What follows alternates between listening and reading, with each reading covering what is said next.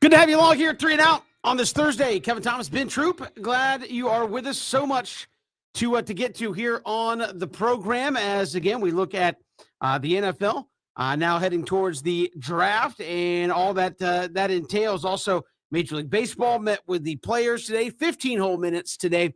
And I think the two lead negotiators for each side met for about 20 minutes after that. So maybe if you want to stretch that out, they talked for almost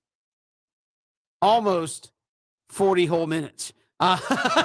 So you could stretch that. We'll get to that. Are they any closer to a deal? And what's next for Major League Baseball? Also, Cole Thompson's got mock draft out.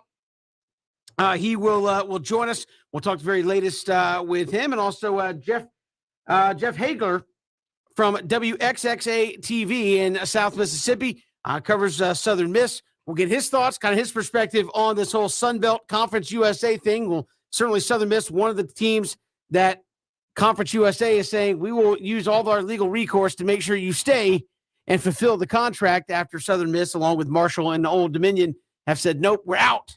We are leaving as of July 1. So he'll join us coming up in hour number 2 here on the program. Really looking forward to talking to him about that. But Ben, obviously we've got the countdown to Super Bowl is over, and everybody's looking now towards draft, free agency, and how we're going to improve our football teams here.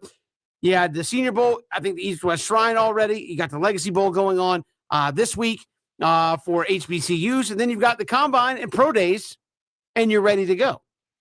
I think the exposure level has definitely picked up, Kevin, over the years, but I'm always trying to ask who's getting the most, who's getting the best exposure, who's benefiting the most. Most people say Combine. Obviously, you're talking about, what, a 4 to 5 day event. It's going to have the 300. I don't want to even say the 300 best, the 300 so guys that got invited, the top quarterbacks, top running backs, so on and so forth. But that's more or less breaking down the athlete. How are you as an athlete? How fast, how strong, how big, hand size, arm length, so on and so forth. Jim Nagy, the commissioner over the Senior Bowl, I look at all the guys that be, thanking him for getting the invite because you're going through practice. I mean, and you got every coach, every GM, position coach, they're going to be there watching how you go through, drills. You got East-West Shrine. I don't even know when they play the East-West Shrine anymore. I know they play it, but I don't know when they play it, and it's gotten less affair. You talk about the Legacy Bowl going on right now.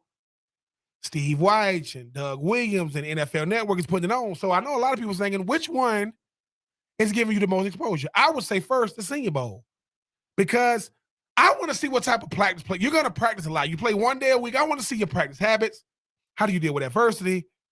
How you deal with working with guys you never worked with? How do you deal with picking up a playbook, conceptualizing that playbook, applying it on the field?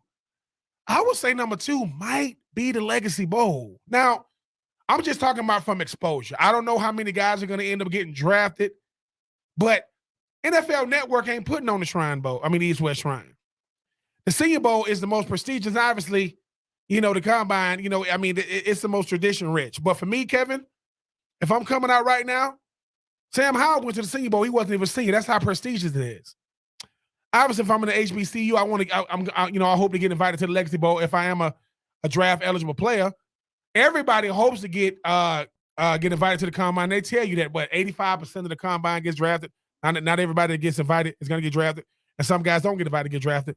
And the East-West Shrine, I do think that the Legacy Bowl is gonna need a little more because you don't know who the players are. That's going to come from more TV deals. And who do we see? I know you got Deion and Hugh Jackson and Doug Williams and Eddie George and those guys, but those are the coaches. I didn't know who the players are, but for me, I think it is the Senior Bowl. I think the Legacy Bowl has done an incredible job.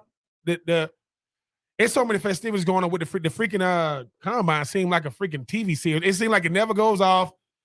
And as soon as somebody run a 4.29, they're going to show that every other, and then you got the Run Rich Run and the different things. But Kevin, I mean, for me, I just think that most guys don't get invited to the Combine. East-West Shrine it's really lost its luster. So I think now, if you ain't going to the Senior Bowl these days, I think that's going to be the one that's going to give you probably the best possible exposure, because obviously it ain't even about the game. Yeah.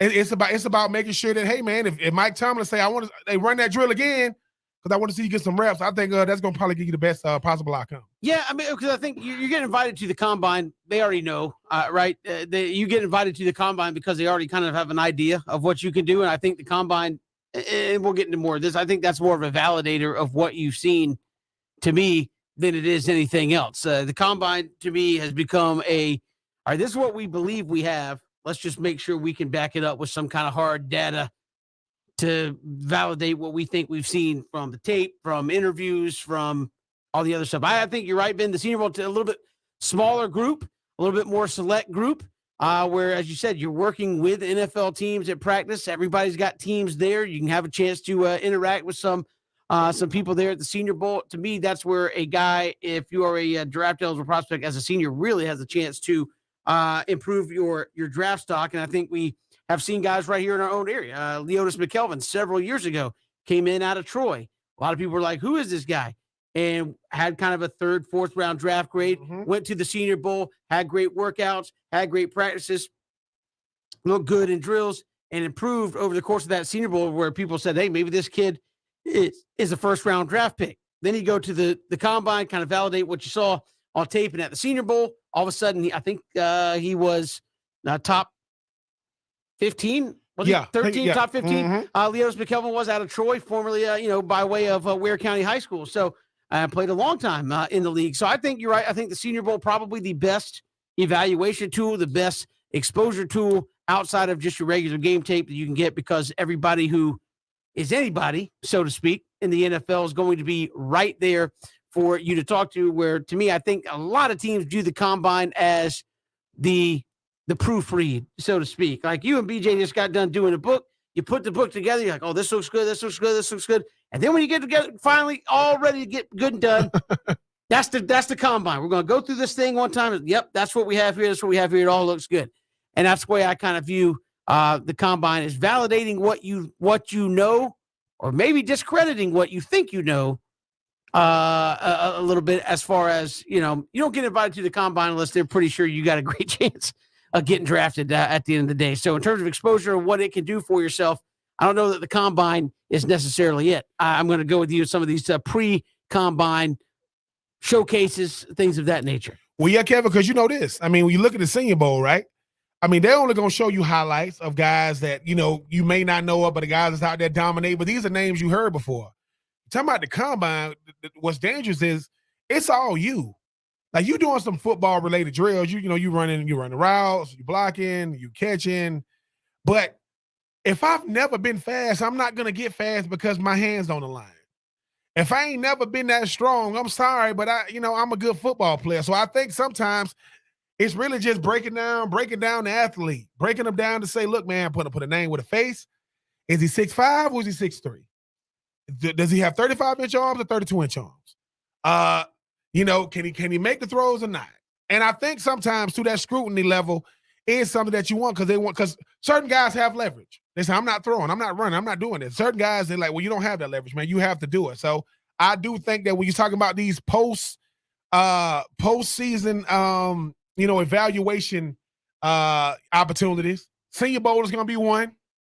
I didn't even know that non-seniors could go until this year. Obviously, the combine, you hope to get an invite. Even if you don't work out, you want to at least do the interviews. But like I said, the Legacy Bowl has done an incredible job the way in which they're doing it, because it gives you so much exposure. And the Steve Watches of the world, the Bucky Brooks of the world definitely helps out. But if you get to go to the East-West Shrine, I don't know when they play it. I don't know who gets invited to it. I think it is. Now, I will say this. It's prestigious to get invited to any one of them, because for everybody that does, there is hundreds of players that do not. But I do think Senior Bowl, that's the one. Legacy Bowl, because that's their time to shine. And some of those guys in the Legacy Bowl did get an invite to the combines. It's only, I think it's like 5 or 6 guys, and ain't the East-West Shrine. But I will say this: if you have a chance to do anything post, after your last down to college football, I would say yes to it. Don't think I'm just going to work out. You want to be in front of as many eyes as possible, because every other day it's a mock draft, and it's never the same every other day. But I think being in front of those evaluators is going to give you the best shot. But yeah, man, Senior Bowl, keep doing what you're doing. Legacy Bowl, Deion, Doug Williams, everybody involved, great job. NFL Network, great job. The combine is the creme de la creme because that's what we've grown up watching. That's what we've grown to know and love. And hey, man, East West Shrine, I mean, they better hope that another postseason bowl game doesn't come up as far as like evaluation, because I think that's going to push them even farther down the line. We got a lot to get you here on 3 and Out. Certainly, as we get into this pre-draft process, Major League Baseball and the Players Association had a meeting today. We'll give you the latest coming out of that. Cole Thompson set to join us. We're talking some NFL draft with him this hour as well. It is 3 and Out all across the Southern Pigskin Radio Network. Love to hear from you on Twitter at Pigskin Radio. And we are streaming live as well at ESPNCoastal.com. And you can see us live on Facebook, Twitter, and YouTube. Like, subscribe to our Twitter, our Facebook. What am I saying? Like, subscribe to our YouTube channel, at ESPN Coastal, and not miss anytime we go live with the show here on the Southern Pigskin Radio Network. We're coming back. We're talking pre-draft here around the NFL right here on 3 and Out.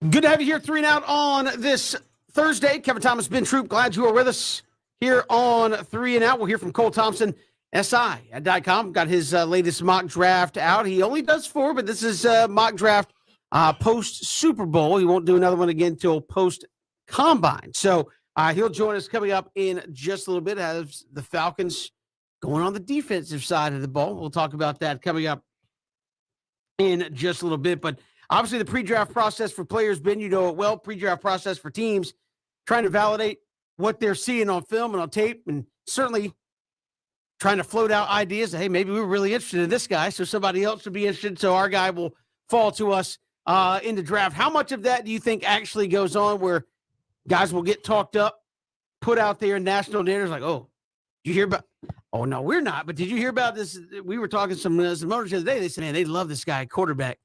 We didn't talk to him. But, you know, like, how much of that do you think gets thrown out there pre-draft of, man, we love this guy, and all of a sudden you start seeing him tick up the draft boards where teams are trying to float a little BS out there.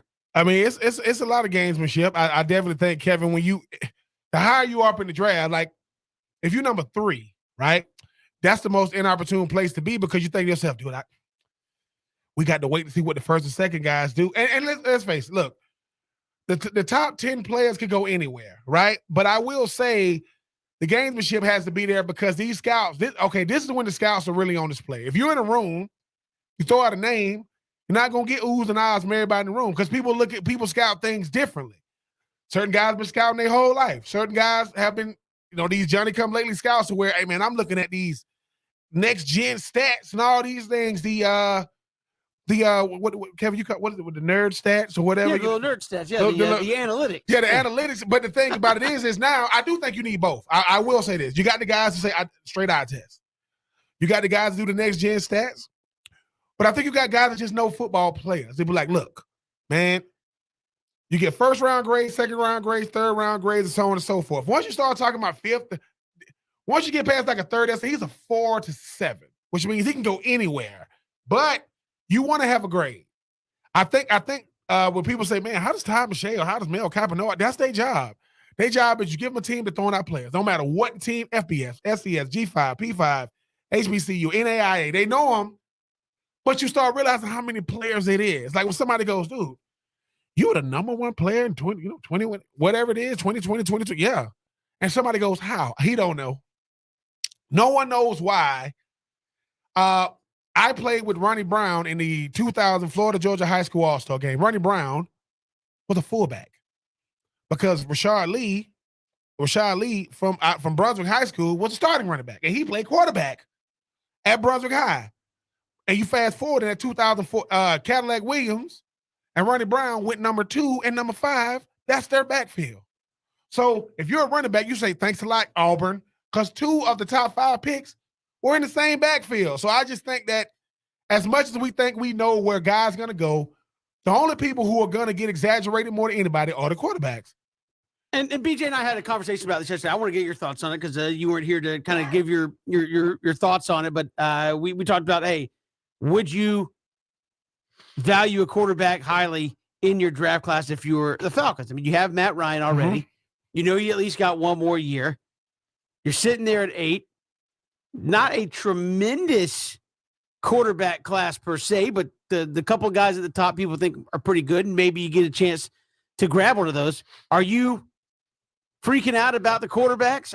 Because we've seen it. Again, I threw out the other day, was Christian Ponder was somebody like, man, we got Christian Ponder. They freaked out and got a quarterback. I think Jake Locker went in that draft. Where he's like, oh, man, we need to get a quarterback. We're going to move up. We're going to get Jake Locker. Like, you gave him a second-round grade and took Jake Locker. I think Jake Locker, did he go like 10? Number 10 overall? Something like that? And he actually went back to school. They had him projected to be the number 1 pick in the previous draft, but went back to school, only dropped like 7, 8. Yeah, he was a top 10 pick with the Titans, which you see how that ended up. But I will say this, Kevin. I mean, you have to, though. Not necessarily because they play quarterback. Look at what quarterbacks are doing in the league. Like, look, you can hit the jackpot with a Joe Burrow. You can hit the jackpot with Lamar Jackson. Or, Patrick Mahomes, or Russell Wilson, Ben Roethlisberger, Phillip Rivers. and you can get a lot of duds. But I will say this, Kevin, this is why it really shouldn't matter. Josh Rosen. Josh Rosen got drafted, I think, 10th or 11th overall. He's been on a different team every year. Now, eating money is something you do every year, but you got to swing for the fences. Matty Ice has made it so that the same team has gone through, 13, 14 drafts with the same guy. That is a luxury because most teams don't do that. I mean, Eli Manning got to do it with the Giants, and Pittsburgh got a chance to do it with Ben Roethlisberger. People talk about what Drew Brees ended up. Drew Brees got drafted by the San Diego Chargers. He did not get drafted by New Orleans. He was just there the longest. So I will say, Kevin, you got to stretch for him because sometimes are you getting a valuable backup? Like you said, look, man, if it goes off the rails, this guy, we love him, but I mean, the whole training room is lit up with Ben Gay. That's him. His whole body. He's struggling.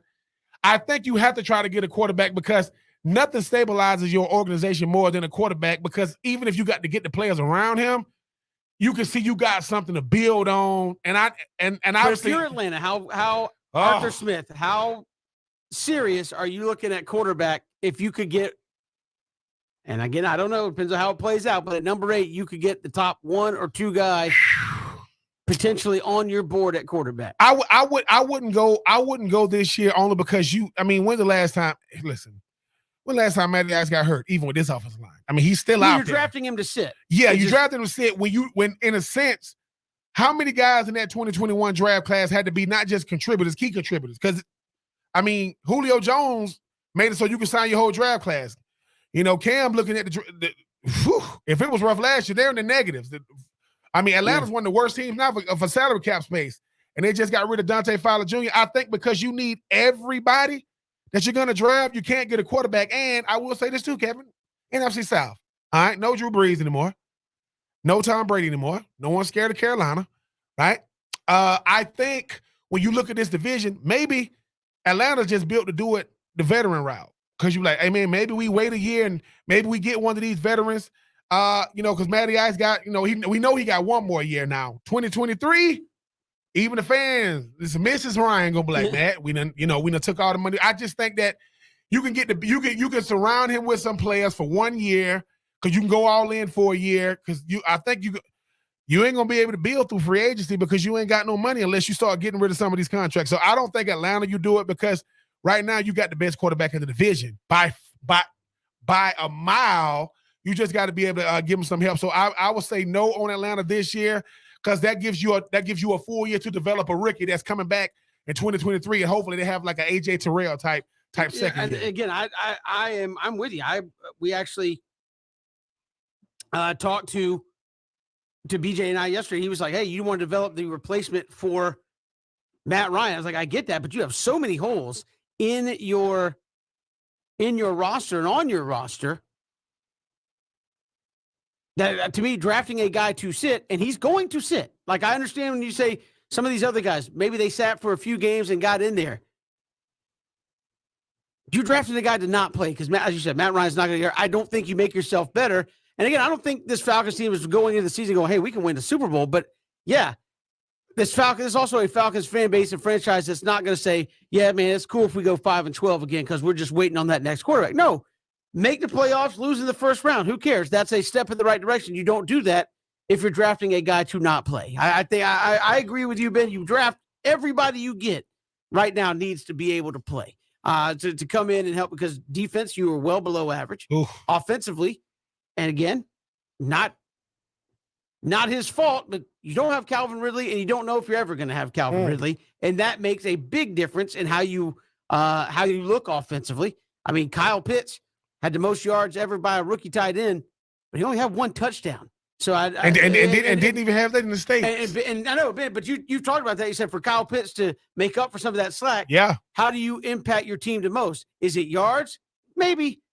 But it's how many times you get in that end zone. And that was one of the detractors we saw on Julio Jones was Julio Jones will get you 1,000 yards. But I think 1 year he had 3 touchdowns, 4 or 5 touchdowns. Like he's also got to be able to, and I know a lot goes into that, but Kyle Pitts has got to find a way to get more explosive in the red zone and get in the end zone more than 1 time in 17 games to affect that Atlanta Falcons football team. So if he takes a step forward, you could be a whole lot better in 2022. Again, I don't care if you like Kenny Pickett or I'm not drafting a guy to sit right now while I still have. If you're going to draft Kenny Pickett, honest to goodness, if you're sitting here right now and saying, I think we're going to get Kenny Pickett or maybe Malik Willis, don't Matt Ryan and just let Felipe Franks play. I mean, seriously. Yeah. I mean, because what else? Why did you make a big to do about or keeping don't him Matt around? Ryan and let Josh Rosen play because Josh Rosen is Right. the backup. But this is another thing too, though, Kevin. How much more pressure is it on that front office when you draft the first round guy? Look at how many of those first round guys got played. Like Matt Jones played.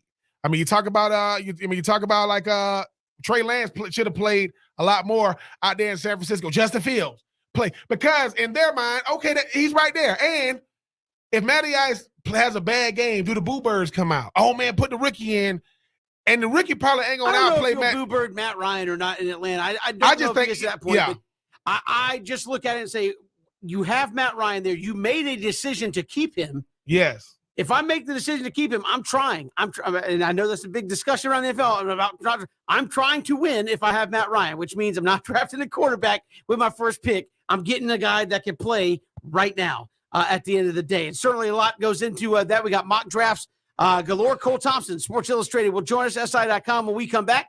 It's 3 and Out on the Southern Pigskin Radio Network.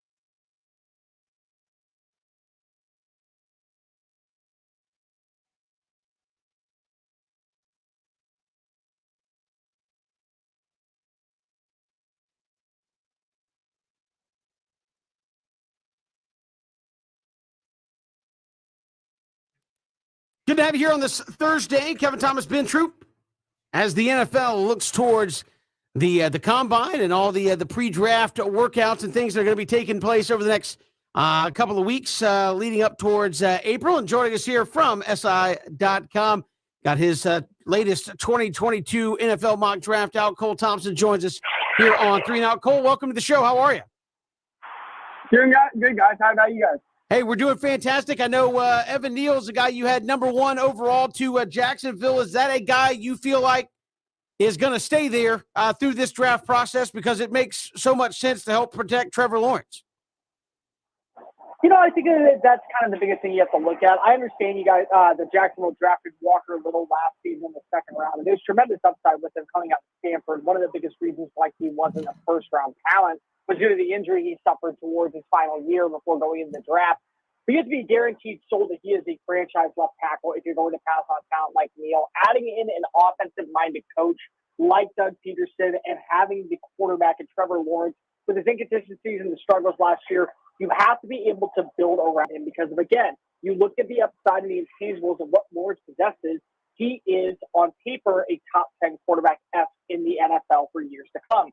So you got to make sure that you protect him as all possible. When you look at Evan Neal, reminds me a lot of a guy like Taylor Lewan coming out really good in pass protection, but sneaky talented against the run blocking set.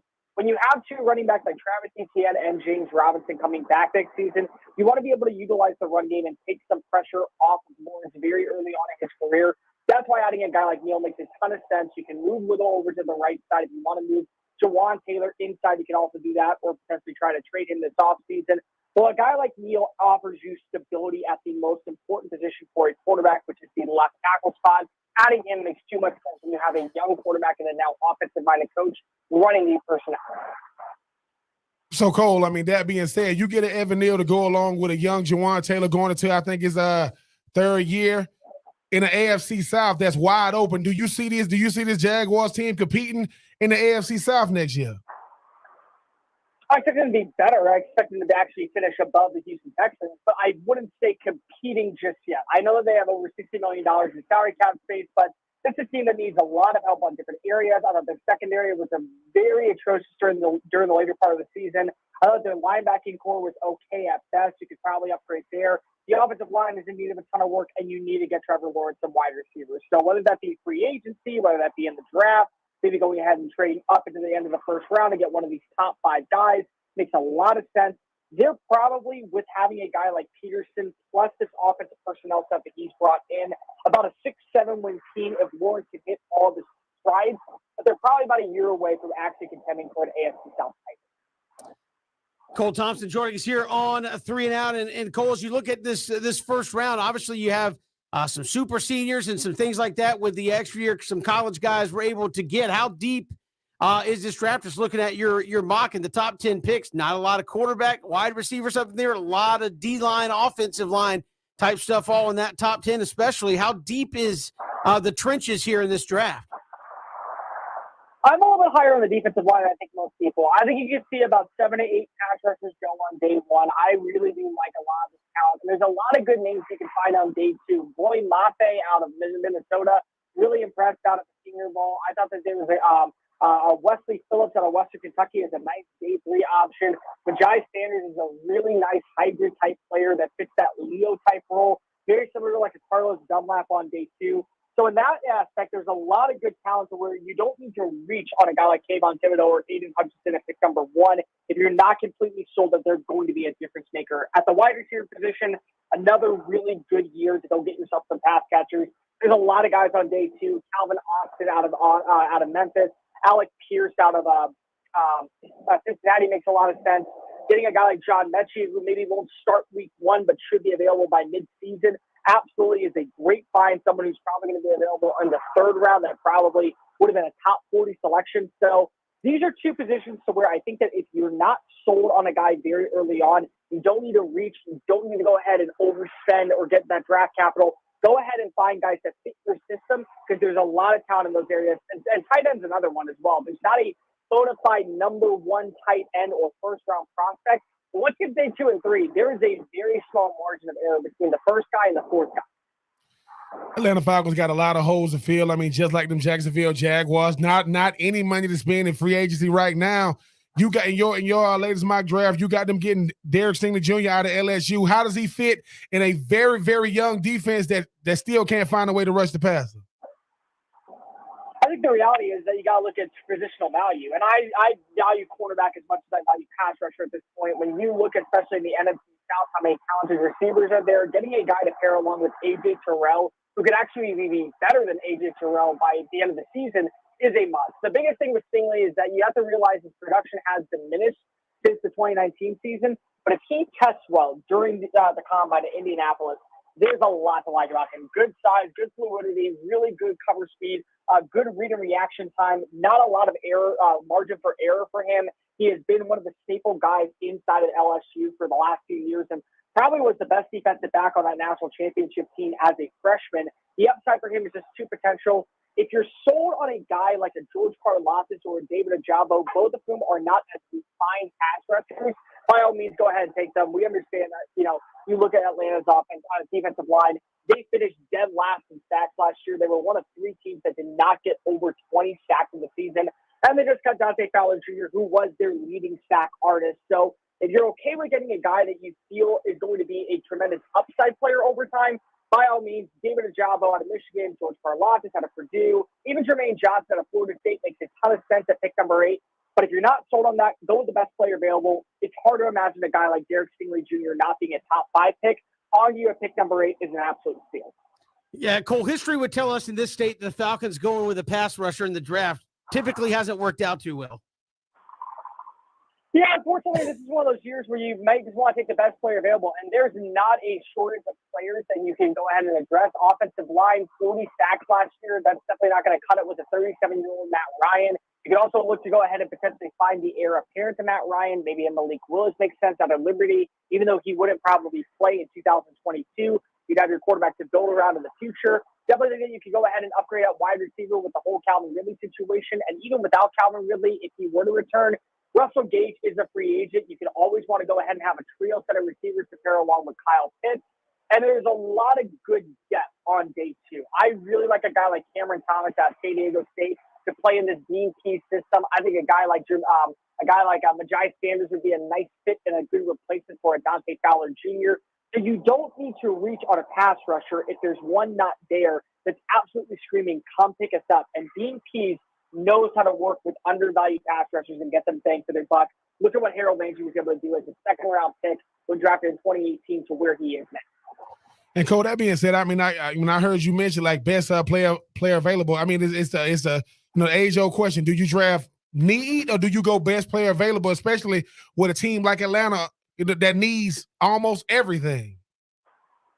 I feel like that's the biggest part, is that Atlanta needs almost everything. And defensively, they need a lot of help on a lot of different areas. And Dean Pease can only work with what he has. And you can see some of the frustration in him not being able to elevate the defense to the level he wants. So I personally think that you have to go defense round 1, whether that be defensive line, defensive tackle. If you find ways to fall in love with a linebacker, by all means, go ahead and get it. I personally wouldn't go that way. But there is a need at every single level of the defense. I think getting a secondary player, a guy like Kyle Hamilton falling to pick number 8, is a slam dunk steal for Terry Fontenot and Arthur Smith to work with. Derek Stingley is a name to watch for. Sauce Gardner, the cornerback out of Cincinnati, is another name, really fluid cornerback who did not allow a single touchdown in man coverage during his 3 seasons at Cincinnati. Makes a ton of sense. They need to go get the BTA version because right now they are a team that feels like they could be contending in the NFC South, but they have to go ahead and fix a lot of needs on the defense side of the football. Cole Thompson joining us. SI's got his latest mock draft out. And Cole, you talked about a little bit of the quarterbacks there. How warm are teams on this crop of quarterbacks, and who's a team that you think maybe panics and reaches on one of these guys?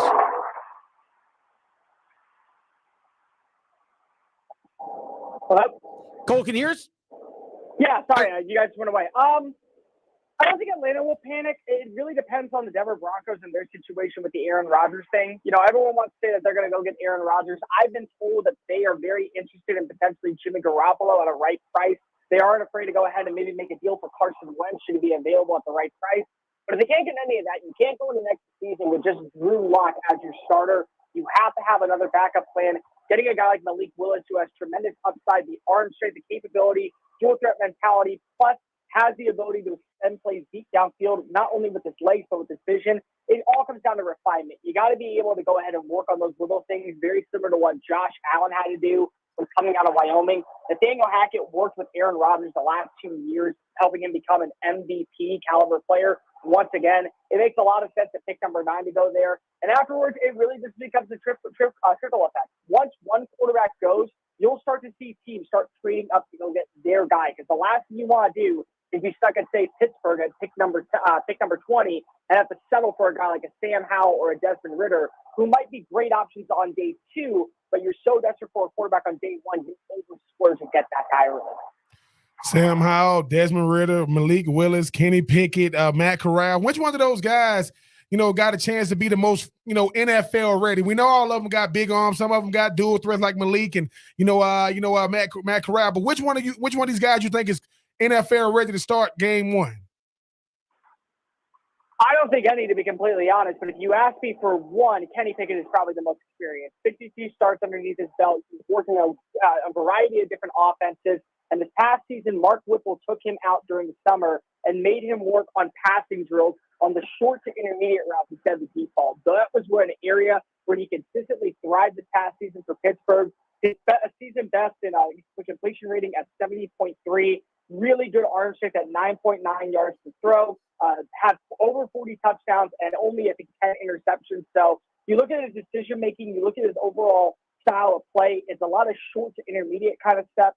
What you saw from Mac Jones in 2021 is very similar to what you'll see from Kenny Pickett, and hopefully the emergence of a Joe Burrow-type player. Going to the right roster, though, is very key for a guy like Pickett. You need to have a good offensive line. You need to have stable wide receivers. If you have that, you could have immediate success right away with him as your starting quarterback. If not, it is going to be about a year or two before I think you really find his footing and you really see what he can be at the next level. Cole Thompson, SI.com's got his latest mock draft up, ready to be perused. Cole, we appreciate the time. Thanks so much. Hey, guys. Thanks for having me. Appreciate it. Cole Thompson joining us here on 3 and Out. And again, his latest mock draft out there on SI.com. We'll come back. Baseball and the players met today. How did that go? Well, you probably already know. It's 3 and Out on the Southern Pigskin Radio Network.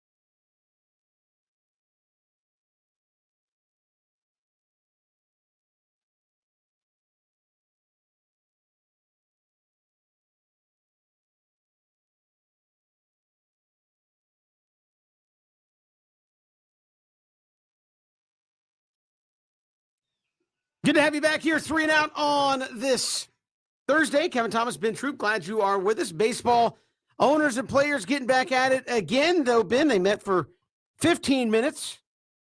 20 minutes after that, the two lead negotiators from each side apparently had a little side conversation for about 20 minutes. So if you want to count that, they met for like 35 minutes today. And again, I think it's more the same. The players put their proposal out there. The owners obviously listened to it, and everybody left. I think the only thing that changed was they went up on the bonus pool money, 15 more million from where they were. The owners wanted 15 for pre-arbitration bonus. The players wanted 100, and players came back, changed it to 115.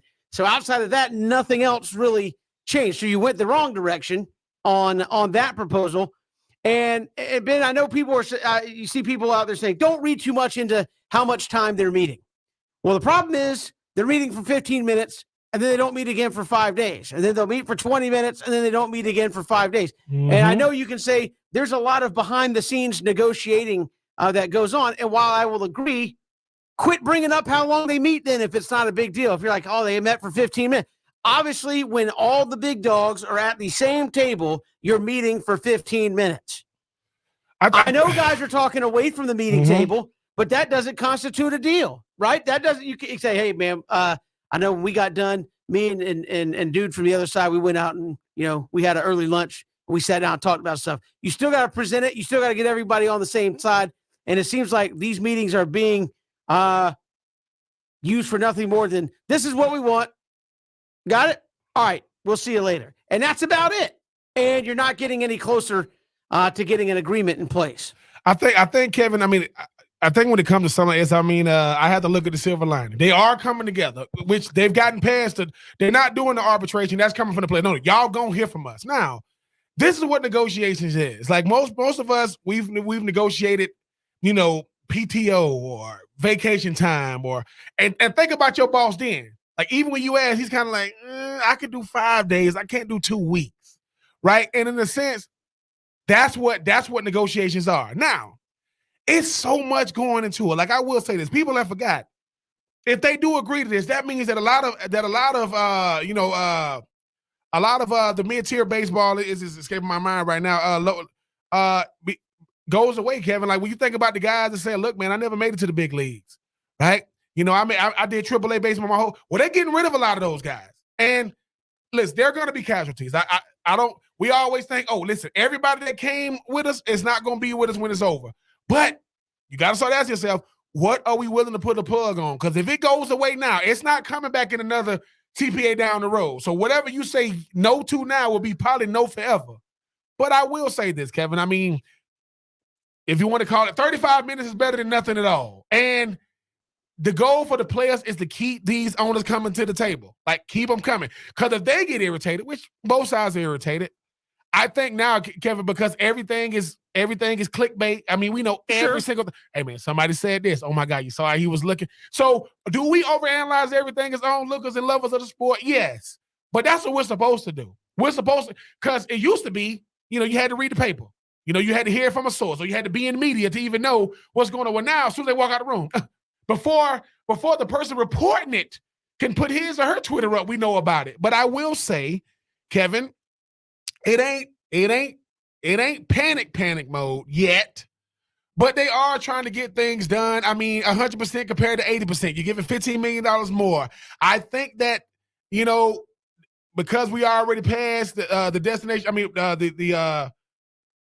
for them to catches and pitches and report date. Report date. I think, Kevin, I will just say this. They are getting it done. It ain't going to be the hour liking no matter what. Sure. But they are meeting with each other. So whoever the arbitrator was, I'm sorry, you will not be entering this meeting. And again, I think they are talking, but I feels like they're just like, here's our proposal, get back to us. Here's ours, get back to us. And nobody's saying, well, would you be willing to do this? It's just, nope, here's ours.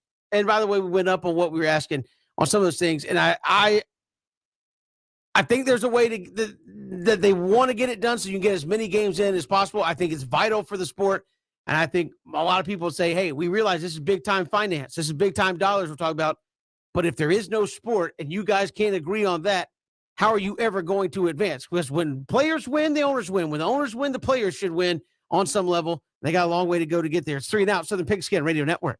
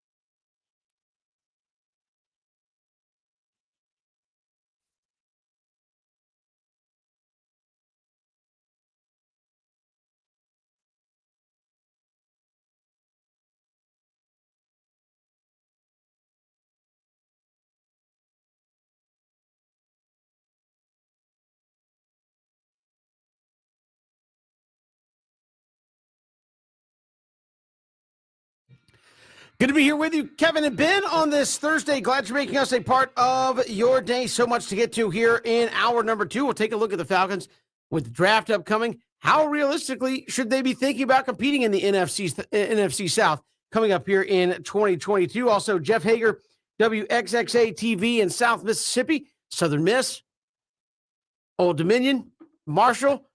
They told Conference USA we're out. Conference USA said not so fast. And here's the schedule for 2022 that says you're still playing. We'll talk to Jeff Hager about that and get his thoughts on where those 3 schools stand in relation to actually believing they can get out of Conference USA. And a lot of those things have to be decided relatively quickly. He'll join us coming up here in just a little bit. But first, Ben, let's take 3 here on 3 and Out. All right, we just talked a little baseball there at the end of last hour. And it has happened in the past. I mentioned it as a former player who's dealt with these things. Should the players agree to play with no agreement in place and negotiate during the season? Apparently, they've done it in 95 and 96 post-strike. They agreed to play with no agreement in place and ultimately work towards getting one done. This is a lockout by the owners, so the owners could say, lockout over, go back, and we'll just operate under the rules as they were. Should the players agree to do that and negotiate in good faith, or are we beyond that at this point? Man, Kevin, the player in me says no. The former player in me says absolutely. Because I'm thinking, once again, when we talk about the players, we're talking about the ones you don't know. And that's a lot in baseball, right? We're talking about the guys that can't afford to have it. And unfortunately, that's kind of what the owners are saying. Look, man, we can do this. We good over here. But I will say this, Kevin, you got to still have something, right? Like these handshakes, you got to have something. All right, man, look, we're willing to do this if we can get some type of, you got to give me something to get me to go back out there and play outside of just, not having a lockout. Because these owners, man, they slick, man. And I get look, this is where the owners thrive. The players thrive on the field. Owners thrive in these meeting rooms. That's what they do. And I get that part. But I will say they probably want to go back that for something you always be saying, and I'm coming around to it. Dude, you can't afford to lose these eyes. You can't afford to lose these fans, man, because we live in a got to have it right now type sports age. Like now, no football. Okay, I right now it's college basketball, it's NBA, right? I get it, but this is we. It's almost like we go to a restaurant. Hey man, somebody going, where the baseball at? Oh no, man, we took that off. Why? And then they say, because they couldn't. You don't want that because at a certain point, Kevin, when you do come back, you're gonna get the diehards, but you've lost the casual ones that was coming in. So I will say you have to re-get exactly. That, yeah. I will say yes. Because let's face it.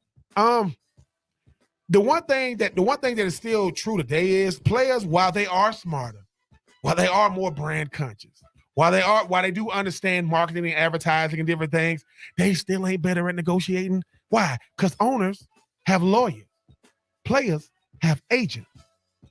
One is on retainer. The other one is only here because you play a sport. So I will say, if you can make it so that you, because think about it, Kevin. At the end of the day, people don't care how you get back out there. They want you back out there. They just do, and you need to be back out there. So this is your season. I think hopefully you're gonna have to operate. I don't even know if there is good faith when it comes to these owners and these players. Again, but we'll see. But I will say yes. Very much so. I understand that part. I know I just wanted to bring it up because they've done it before. I understand the leverage of it all, Ben, and obviously and we want to get a couple of things done. We can always come out, and again, you're negotiating on social media, unlike previous generations before you. Like you said, when you played, guys weren't coming out of a meeting and going to Facebook and Twitter and saying that here's what happened, here's why they're trying to stick it to us, like that. And so the battle of public opinion, most owners aren't going out there on Twitter talking about their position. Sometimes they are, but not often. Mm-hmm. Rob Manfred certainly isn't coming out other than saying, we believe we put forth a very fair offer, and voicing the owners. They'll just say, look, we put forth the offer. They reject it. They'll just throw it back on the player. So I understand the point of having leverage of saying we want to play. They're the ones who are stopping this. They're the ones who locked it out. We're not striking. They're telling us we can't play. Mm-hmm. It's their fault. Be mad at them. Tell them to get the deal done. Don't look at us. Look at them. And I understand that game that gets played, But I still think while you're bickering back and forth, the fact that there's no product becomes a big problem at the end of the day. All right, moving on. Take two. NBA All-Star Weekend is this weekend. What is the best part of All-Star Weekend, which NBA is expanded? We talked about this making an event. NBA has expanded it to 3 days. Ben, I think Major League Baseball's got 2, where you have the home run derby, some other festivities that don't get a lot of TV time, like a celebrity game and all that, and then the game on Tuesday, and then everybody's off. NBA has a game. They have a rookie game, and then they have the dunk contest, three-point shooting contest, all that kind of stuff.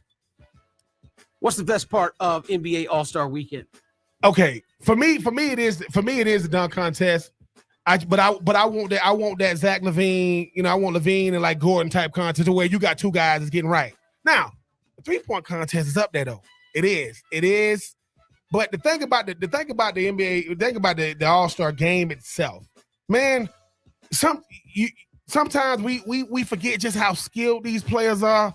Sometimes I remember that one where Kyrie was just saucing everybody up, man, when Steph was really out there.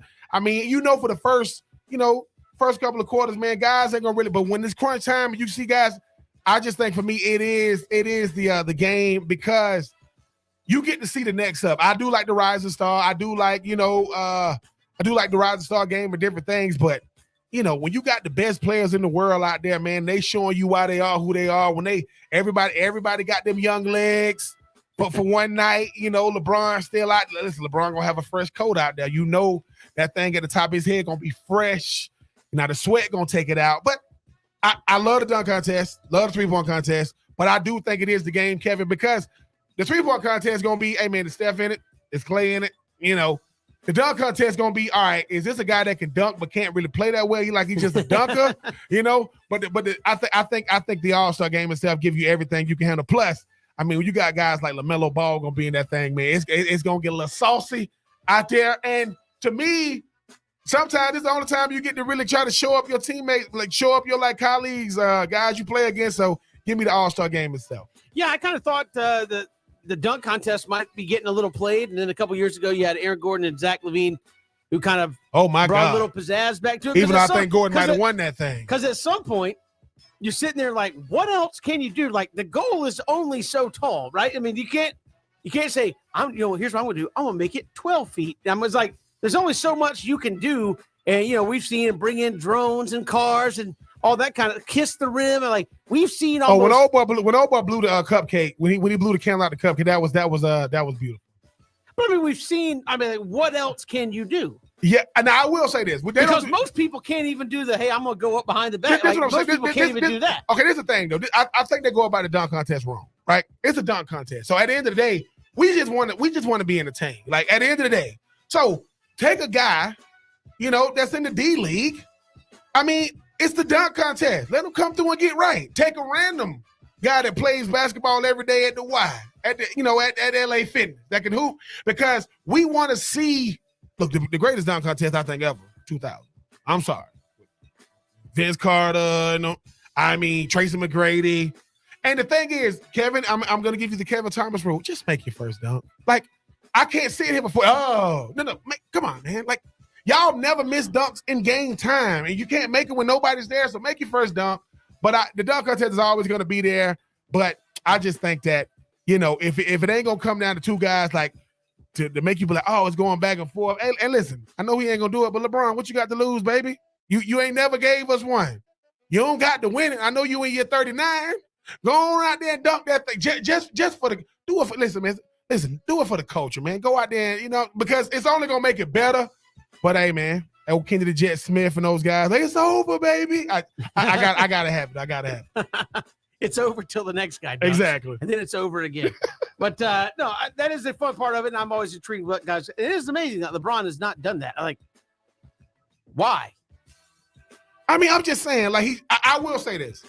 In terms of players that have that kind of athletic ability, name a guy who hasn't done it at least one time, that has that kind of athletic ability where you're you have a decent chance of winning, at least doing something cool, even if you don't win. Russell Westbrook is super duper athletic, super duper. Like Russ is. That's what I'm saying. Like a guy like Russ, he needs something right now to get people up off him, because his game, it's kind of rough right now. And I will say this. Vince Carter made it so that guys won't do it because you know how it is, Kevin. VY, I mean, Vince said he had to win it.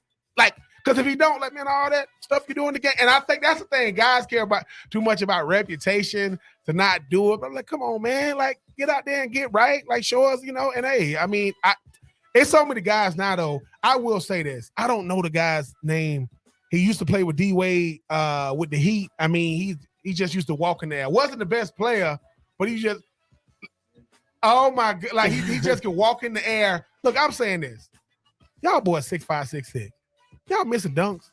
Come on, man. Put it in the rim and let's stop playing. Come on. Come on. I mean, look, and I will say this. JaVale McGee, when he was in it, he didn't win it.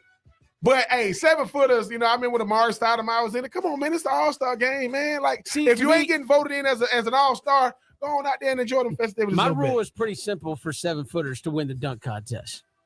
It's the same thing I told the high school kids when they have the dunk contest. Because, I mean, obviously you have some that can dunk, but not everybody. I was like, if you're going to throw it down, it better be with some authority. Come on. Even if it doesn't look good. Come on. You are big. It's like, hey, if you're Shaquille O'Neal, let me do a one-arm windmill. Oh, everybody can do that. Yeah, but can everybody rip the freaking goal down when they do it? I can. Like, just throw it down with some power, and you're going to get bonus points for the power. Whoa, I know who needs to be in it. You're going to have to help me too, Cam. Old boy that played with Charlotte.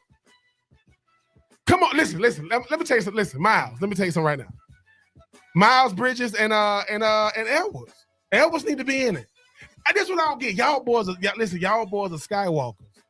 But all of a sudden, when everybody, I don't know, bro. Man, y'all, stop all that nonsense. Everybody has that friend that you've been talking about at the Y. And then when you come in, you say, listen, man, before we go, man, hamstrings. Oh, listen, Ja. Listen to me, Ja. Listen to me. Has he said he's not going to do it? Listen, I don't know. Listen to me, Ja. Listen.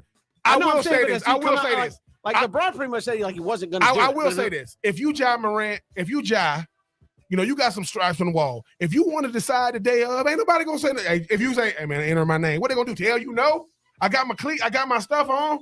Ja, come on, man. Y'all, listen, Ja will do some things to you. We'll see what happens, but that dunk contest is always right, we got one more to get to. Take 3. It is the Winter Olympics. I know a lot of people say they have not been watching or following, but a little different twist because he is not here. So I will bring him into the mix because BJ always says athletic area is good. All right. What Winter Olympic sport would you pay money to watch BJ do?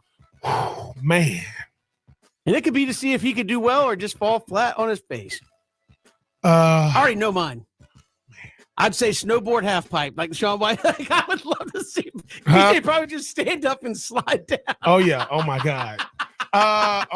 BJ in a Winter Olympic sport. Hockey is yeah. I would want to, here's the thing about BJ, right? BJ wants to be out there so that you don't really, I said, listen, man.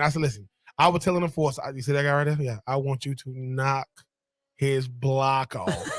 and because with BJ, right? BJ wants to do old man football, but he wants to get the teams to be uneven so he can be the all-time quarterback. He don't want to play no defense.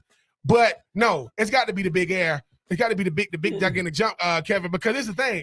Oh, the ski jump. Oh, yeah. Because it's the thing. I mean, everybody's watching. And, BJ, Mr. Analytics, Mr. Numbers, oh, man, this is going to be a market correction. Yeah, that's going to be your legs are going to get shattered because you're not going to have any when you hit the ground. Because, listen, because of the speed, you go hit the air. And I just want to see that as soon as he, so for me. That's the beauty of those events. Like, you will get air. Oh my God. There's no question. I mean, it's just a matter of how much wind resistance versus speed and all that stuff. Yes, that man's problem that I was never able to solve. Even now, I want to give me the big jump because I know, Kevin, it is going to be ugly. And the post game, the post crash press conference is going to be as currently constituted. I don't want to hear that. See, BJ. I mean, no. They get the camera right in his face. He like this, like where people go. This you guys want to know what terror looks like? Pure fear. Watch BJ. If somebody goes, hurry up! All right.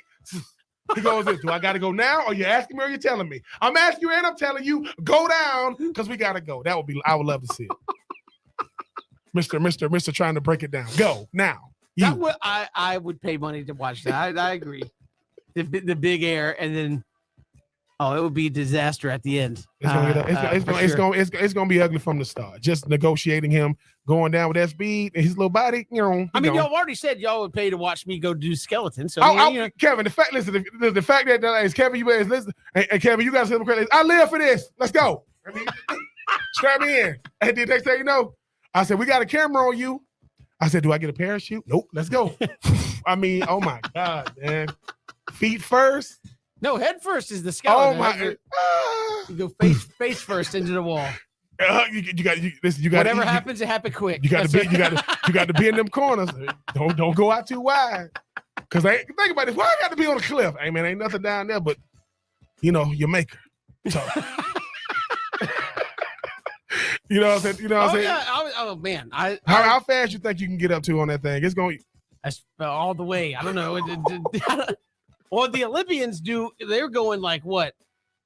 70 miles an hour down that thing on the luge and all that. Even if you're getting 30 or 40, that's fast.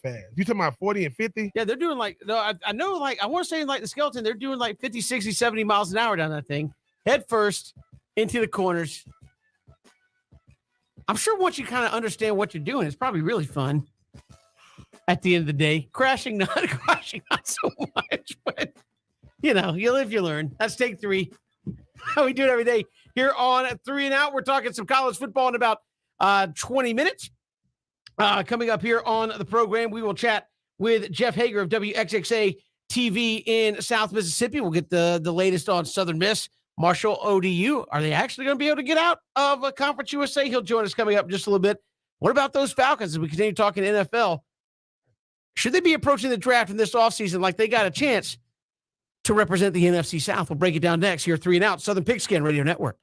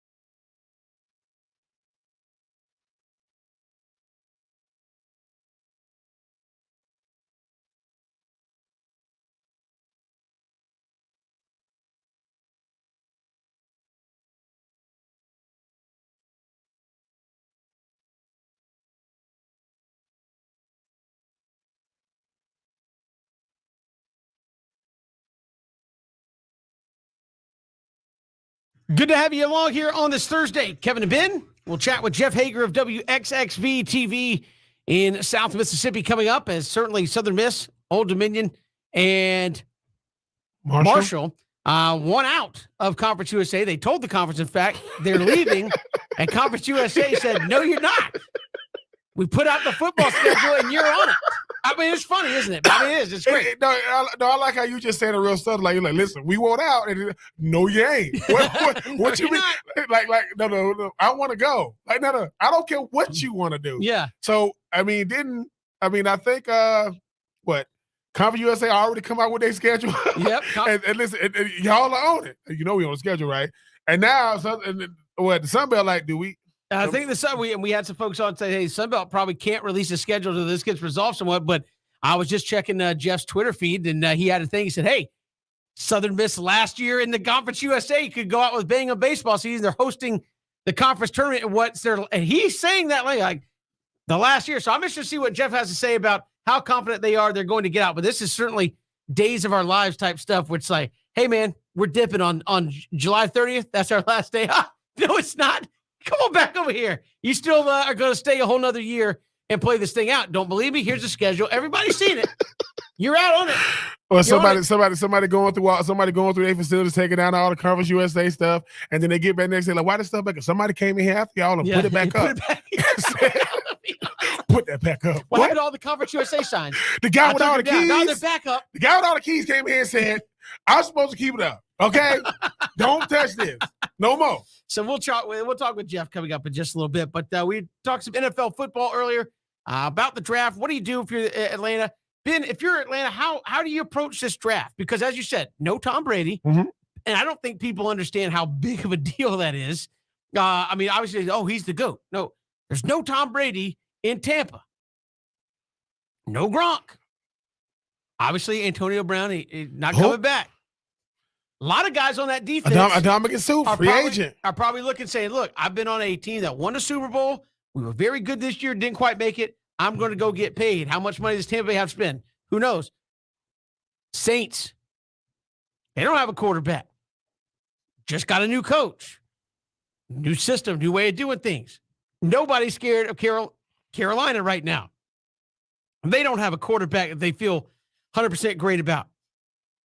So what you always say is, look, hey, if you got a quarterback, you got a chance. Well, right now, on February 17th, you have the best quarterback without question in the NFC South. Nobody compares to that. Are you lacking in some areas? Absolutely. But if you're Atlanta, do you also sit back and say, boy, Tom Brady not being there makes a huge difference with the way we compete with Tampa?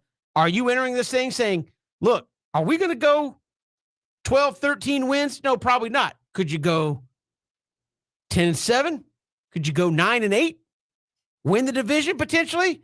I think that could be possible if you draft well and are smart about it. You certainly, as I said, have the best quarterback, which is where it all starts. Yes, I think if you are Atlanta, what's hurting Atlanta right now, Kevin, is the salary cap. They're gonna have to get rid of a lot of these contracts, these expiring contracts. I know that Dante Fowler Jr. is already being released. I mean, do Deion Jones do he be a part of that resurgence? Because I mean, he's making a lot of money on the books. Obviously, Grady Jarrett's not going anywhere. But if you are Atlanta, you saying to yourself, all right, man, I don't know what Atlanta did. Maybe Terry Fontenot kind of saw the writing on the wall. That's why he moved on from, stay within the division, going from New Orleans to Atlanta.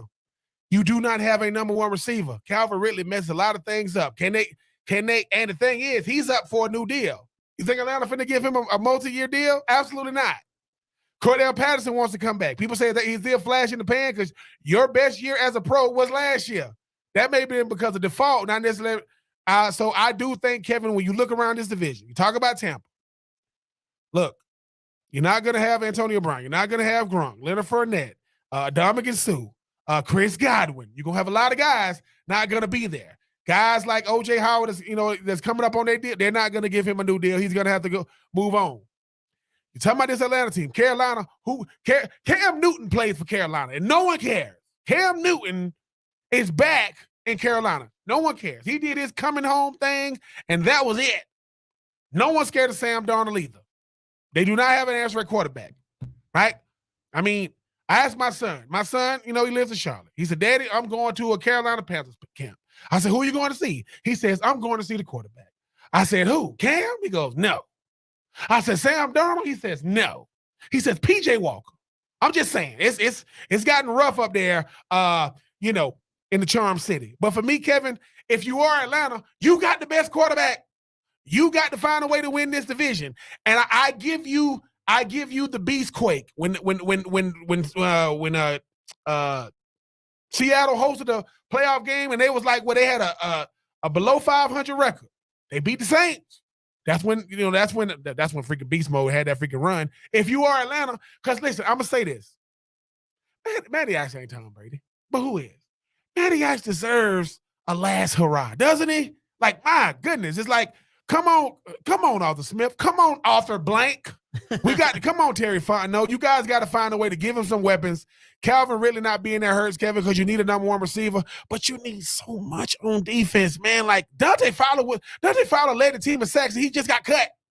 So I do think though, he did, but I mean, you beat New Orleans. You went 1-1. He led the team in sacks, but listen. I mean, you were also dead last in the league. So all I'm saying is this: back in the day, I ran track and I got third. But it was only 3 people running. It doesn't matter. I still got third. So look at how you look at it. I placed. Whatever. so in a sense, you got to beat those other 3 guys in your division. You could beat Carolina. If you can't, you don't deserve to win anything. New Orleans, they got to pick between Trevor Siemian, Taysom Hill, and Jameis Winston. So ain't nobody scared of them, even though I think Jameis Winston give them the best shot to win. And I'm sorry, man. I love Kyle Trask. The Kyle Trask era has begun. He hasn't played for 2 years. You can't beat a guy that hasn't played for 2 years. I don't care if he got Mike Evans. Bruce Arians ain't never won a Super Bowl without the GOAT. You think he's finna win one now? No, he's not. So find a way to be competitive at division, Kevin. You're gonna have to build through the draft. You are in the neck. Listen, the Atlanta Falcons draft capital you look like my bank account in college. You are in the negative, and I didn't even know this. I didn't even know this. I used to go in there, Kevin, to cash my check, and the lady kind of gave me this look like, you sure you want to cash the check? Why? Because your check is, you got a little $150 check. You 100, and you just happen to be, sorry, $150 in the negative. What? I do not want my balance. Yeah, I don't need my balance. Get it back up to par. But no, Atlanta's going to have to be creative. If they do sign free agents, it's going to have to be guys that's taking like veteran minimums. But either way, you got Matty Ice. You got to find a way to give him some weapons, give some guys on defense, and who knows, Kevin? They could be scratching the claw to potentially win this division. Yeah, going to be interesting to see what they decide to do. I think free agency is going to set up, as you said, Ben, kind of what they're thinking in the draft when it's all said and done. We'll come back, talk a little college football. Jeff Hager of WXXV TV South Mississippi will join us. We'll look at all the drama between Southern Miss, Old Dominion, Marshall, and Conference USA, and we'll do that next here on 3 and Out.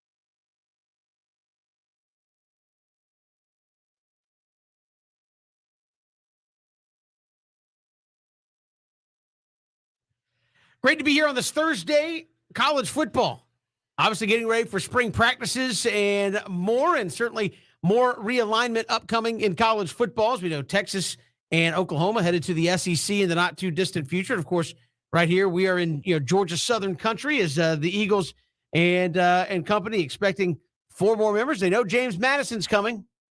What about Southern Miss and Marshall and Old Dominion?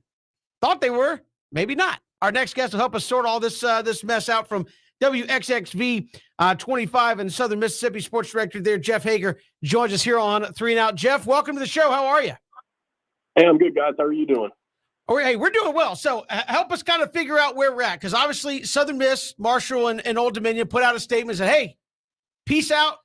June 30th, that's it. July 1, we're in the Sun Belt.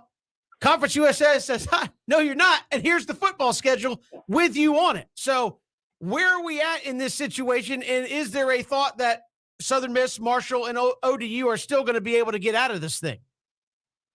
Yeah, I mean, it's like they're exchanging power moves one after the other. So from what I'm told, the Southern Miss official I spoke to said that Southern Miss stands by its original statement. And then I saw Marshall sent a release out as well, saying as much for their school. And you can only assume ODU would be in the same boat. So it sounds like the lawyers are going to have to hash this out.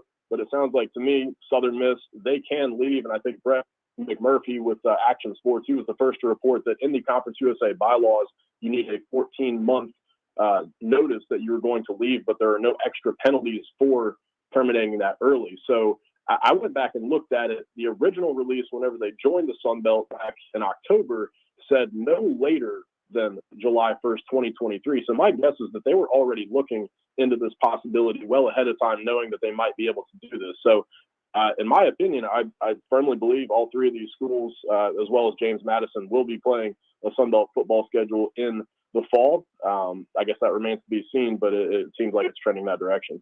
And Jeff, I mean, so where does that leave Conference USA? Obviously, I mean, it looks like they don't have a lot of leverage right now outside of the fact that, yes, these 3 teams were originally, playing in this conference. But as you mentioned, Southern Miss has obviously done his homework saying they got to give a 14-month notice without facing any penalties. But Conference USA has already put this schedule out with Southern Miss and Marshall and, different schools on there.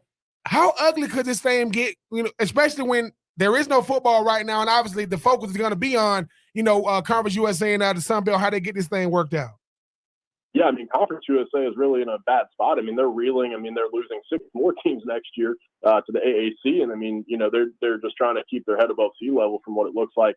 And all 3 of those schools releasing those statements last week at the same exact time. I mean, they're in joint unison in this, and I don't believe they would be doing that unless they knew that there was some legality behind that they were able to leave when they say they are going to leave. And I think Conference USA seems to be trying to force their hand, but I don't know other than maybe more legal fees or anything like that that's going to prevent that from happening. I mean, whenever Southern Miss did this, they had 2 years of distribution, equating to about $3 million in exit fees. But from what I understand, there are no extra fees for leaving early, even though it does say in that contract that they do need to require 14 months notice. So a lot of push and pull, and I guess, it still remains to be seen, but I can't imagine these universities will be playing this hand if they didn't know that they could do what they are saying that they intend to do. Yeah, Jeff, obviously it would end badly if you have to about face and play one more year in Conference USA. And obviously, I mean, what is kind of Southern Miss's position if they make, I mean, if the lawyers don't come to an agreement for an acceptable amount of time, obviously you have to start planning for the fall in terms of travel and schedule. I mean, would Southern Miss just flat out say we're not going, and then what happens?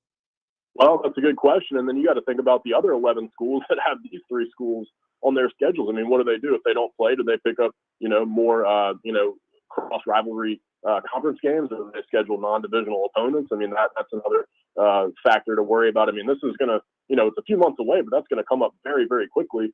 And then as far as I know, I mean, so Southern Miss is actually set to host the Conference USA baseball tournament at their home park in May. And they, to my understanding, have not been informed that there's anything to the contrary at this point. So that could be a real drop the mic moment, win the tournament at your home park, and then that'd be the last you ever see of Conference USA. Again, I guess everything is still on the table, but yeah, really, really interesting what's happening right now.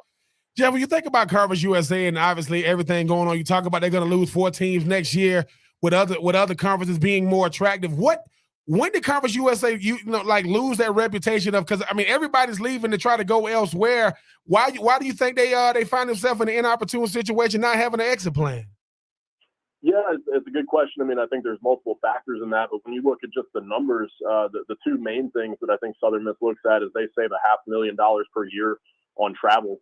So, those exit fees, $3 million sounds like a lot, but over time that's going to pay for itself. And then the Sun Belt having a contract with ESPN running through 2031 to have these primetime games and expand their brand, I mean, it's huge. And so I think, these schools saw the chance to have more regional rivalries. I mean, South Alabama right down the road for Southern Miss, and it seems like it was kind of a no-brainer for them. But you're right. I mean, Southern Miss was a charter member of Conference USA back in 1995, and you've just seen a lot of good teams, over the years leave, and it's just not the same as it used to be.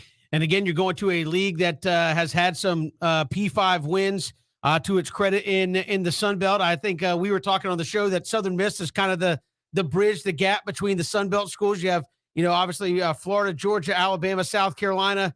Nobody was in Mississippi. Then you had, Louisiana and Texas State out there. And then obviously this makes geographical sense to kind of bridge that gap with Southern Miss coming in.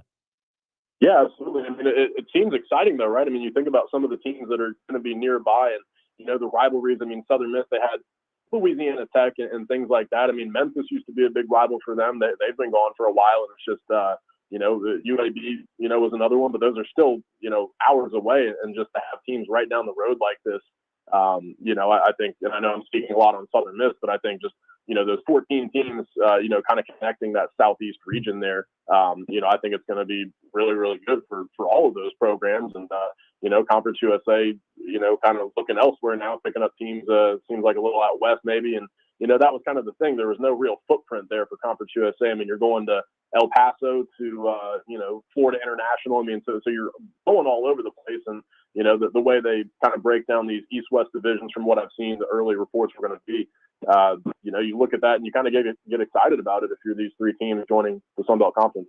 So I mean, what you saying is Southern Miss is saying, look, man, we're gonna play in the Sun Belt schedule. Obviously, Old Dominion and Marshall are gonna probably follow suit. Where does that leave Conference USA is trying to fill? That's a lot of games to try to fill as far as like their schedule coming 2022. Do they have a backup plan, or are they willing to say, look, man, we might have to just, or the teams that was going to be playing those three teams are going to automatically get those wins? Well, the way I see it, I mean, those three schools, again, in unison, they said, we're not playing. And I think Conference USA's only response was to double down and said, yes, you are. Now, what ends up happening again, I mean, I do believe these schools have an exit strategy, but I also believe Conference USA will lawyer up and try to figure out a way. Because, I mean, there was 170 games on this 2022 composite schedule that they released. I mean, like you said, so those three teams across 12 weeks, I mean, that's a lot of games you got to fill. So as far as a backup plan, I think this is kind of, plan ABC is to try to get these three teams to stay. It's going to be a fun summer, I guess, for us kind of looking in from the outside looking in, I guess. Yeah, Jeff Hager joining us here, WXXV there in South Mississippi. And Jeff, is it come down as simply as most things in life where Southern Miss, Marshall, and Old Dominion just simply go to Conference USA and say, what's the number? Like, what's the number to make you shut up? And we're not, I mean, we're not coming back. Yeah, I guess that's one way to look at it. But in the statements, these schools are saying we have tried an amicable approach to figure out how to leave early, and Conference USA is unwilling to have the discussion. So at that point, I mean, I don't know if there is a number, if it is what it would be, because the income that you would get from all of these games, from all of these teams, I mean, maybe that number is just too high that, these schools wouldn't be able to pay that. So what the number would be, I don't know. I'm sure it'd be a lot, given the situation Conference USA is in. But yeah, it's interesting. I mean, there's only so many ways you can look at this. It's just kind of crazy the way it's all unfolding. And it all started with Oklahoma and Texas, and here we are. Yeah. And Jeff, as you said, the statements that have been put out by the three schools, Southern Miss, Marshall, and ODU, seemed like obviously they're talking to one another and they're putting together that unified front. And I guess just, as you said, when you come out pretty strong, you said, we told them we're leaving, we're not going to do it. what's the recourse? I mean, how far can you actually push that? Because obviously, I guess the Sun Belt, they don't want to get dragged into litigation. They're kind of sitting over there on the side. So what is the push point, as you understand it, for those three teams? Say, look, we're not playing, and if it comes to point X, and we told you we're not playing, and we're not going to do it. Where do they go? I mean, I don't know if the Sun Belt can schedule games for them if they're still hung up with another conference, even if they refuse to play. Well, I guess the next interesting domino to fall would be, does the Sun Belt come out with a schedule including those teams? Now, if that happens, then you'd have to believe that Conference USA is just the odd man out here, and that they're, maybe they get compensated or they win some kind of legal battle. But I guess the fact remains, I mean, if these guys found something that says you can get out of your contract, even though it says you can't, but you don't owe any extra exit fees, then, I guess Conference USA really has no choice. I mean, they can keep saying what they're saying, but it just sounds like Southern Miss, ODU, and Marshall, they do have the upper hand in the situation. And I go back to the fact that, I mean, these schools, they keep doubling and tripling down on the fact that, in October, they said no later than July 1st, 2023. I mean, that wording seems so specific to me. It wasn't like, oh, we'll be there 2023. It was like, we're looking for a way to do this sooner because we want to be in the Sun Belt now. And it looks like they found it. And Conference USA is backpedaling. And I, like all of us, I'm just curious to see what, Conference USA's next move is. Because, I mean, these schools pretty much said, we're standing by what we said last week, even though you said what you said, when you released the schedule. So, it really is a power struggle. And it's, yeah, like I said, it's just crazy. And Jeff, I mean, the one thing that stands out to me is, I mean, going back to when the pandemic first started, it was all about the Big Ten. They couldn't get things going with the chancellors and the commissioner and the ADs. It seems like Conference USA had the same problem. I mean, you would think that the ADs and the commissioner would have some type of open dialogue. It seems like three of them definitely had dialogue with each other. What does that say about the commissioner and these ADs not being able to have some type of open dialogue to even come to some type of understanding? Yeah, of all the conferences, I mean, the CUSA really seems to have been caught the most off guard by all of this. I mean, because these teams, like you said, it's like they had an orchestrated plan ready to go, and then simultaneously they all drop these things at the same time. And then the other 6 schools that are leaving prior to next year, I mean, the landscape of CUSA, whether it's this year or next year, will look drastically different. And, it's just crazy to me that there was no, foresight in trying to make sure that something like this did not happen. And maybe that's not fair to say. And I'm sure there were conversations about, oh, maybe this will happen, but everything started moving so quickly with Texas and Oklahoma. And then it was just kind of like first come, first served. And, Southern Miss and ODU and Marshall beat everybody to the punch. And, it seems like they've really figured out a way to maneuver themselves out of a situation that seems like it's getting trickier and trickier, but maybe it really just is as simple as we're leaving. What are you going to do about it? Yeah, it's going to be fun to watch, as you said, over the coming weeks and maybe months while they try to figure this out and still move forward with the plan with somewhere to play in 2022. Jeff Hager, WXXV in South Mississippi, our guest here on 3 and Out. Jeff, appreciate the time. Thanks so much. Yeah, absolutely. Thank you guys for having me. Appreciate it. Jeff Hager, our guest on 3 and Out. Certainly, folks in Georgia Southern going to be watching to see what's the conference look like if these teams come in. James Madison, as an FCS program, has already been cleared and good to go. But those other 3 in a squabble there with Conference USA. We'll come back with more 3 and Out on the Southern Pigskin Radio Network.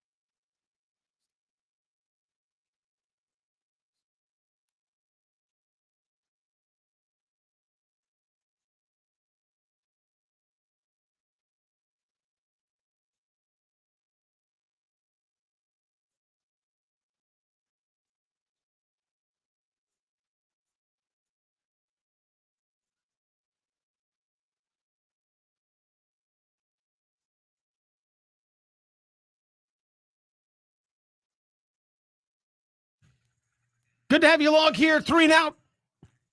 Kevin and Ben on this Thursday. Thanks for making us a part of your day. A lot to get to coming up in the final hour of the program. And certainly a lot of NFL talk leading up to the draft, MLB owners and players meeting, having a cup of coffee, and then walking out. And we'll get to that coming up and more coming up in the final hour of the program. Love to hear from you on this Thursday. Hit us up on Twitter at Pigskin Radio. We are streaming live ESPNCoastal.com. You can also catch us live streaming on Facebook, Twitter, and YouTube. Like and follow, subscribe to our YouTube channel at ESPN Coastal, at ESPN Coastal. We're coming right back. Final hour of 3 and Out on this Thursday all across the Southern Pigskin Radio Network.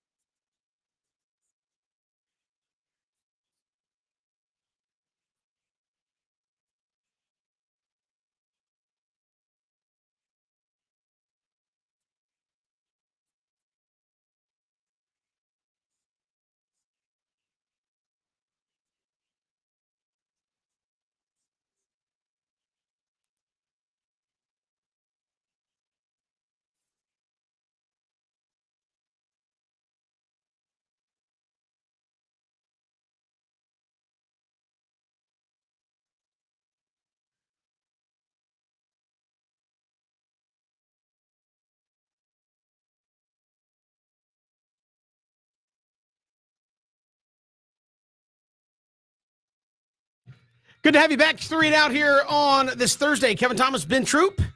Thanks for making us a part of your day. And a lot of NFL getting ready for pre-combine stuff, pro days, combine, then the draft. And we talked about the Falcons, what they're looking at. It's Jacksonville team. Obviously, you have Trevor Lawrence, Ben. They have the number 1 pick. And seemingly Evan Neal is becoming that consensus guy. And I know we're months out, and I hate to say that. Yeah, I'm not one to buy into, everybody said, but it seems like more and more people are coming around to the Jags taking Evan Neal, and that's one that makes too much sense because you have a young quarterback. I think if you're honest with yourself, look at Joe Burrow, look at every other young quarterback in the league, and by and large, there's some where you say, look, he just made bad decisions with the ball. But by and large, if you look at the young quarterbacks that have moderate success to the ones that flat out fail, you can't protect them. Go out and get a guy that can protect Trevor Lawrence and keep him standing upright. That seems to be the move. I mean, unless you like another tackle, but again, this is a guy that started since day one at a place like Alabama. That just doesn't happen to everybody.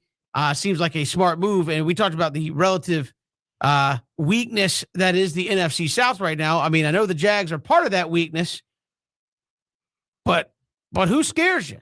Outside of number 22, and I know they've got A.J. Brown and Julio Jones, but Ryan Tannehill as a quarterback maybe doesn't necessarily scare you a whole lot. And certainly the Texans might be in worse shape than you are, which is saying something considering you have the number 1 pick.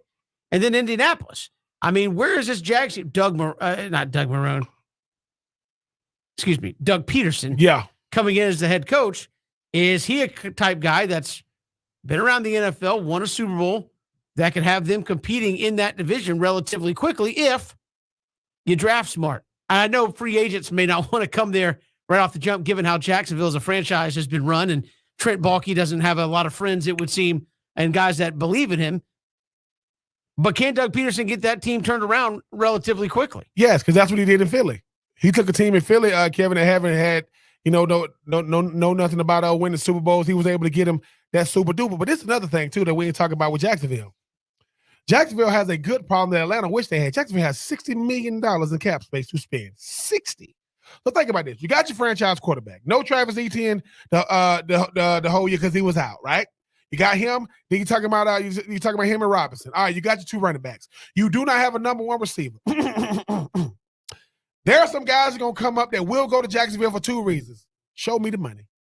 And I'm just saying that makes it a whole lot more attractive. And this is the thing, though, Kevin. Think about this. Allen Robinson got drafted by the Jacksonville Jaguars. Moved on to free agency with the Chicago Bears. He's up for a new deal, right? Devontae Adams. People go, Devontae Adams won't go to Jacksonville. Yes, he will too. Why?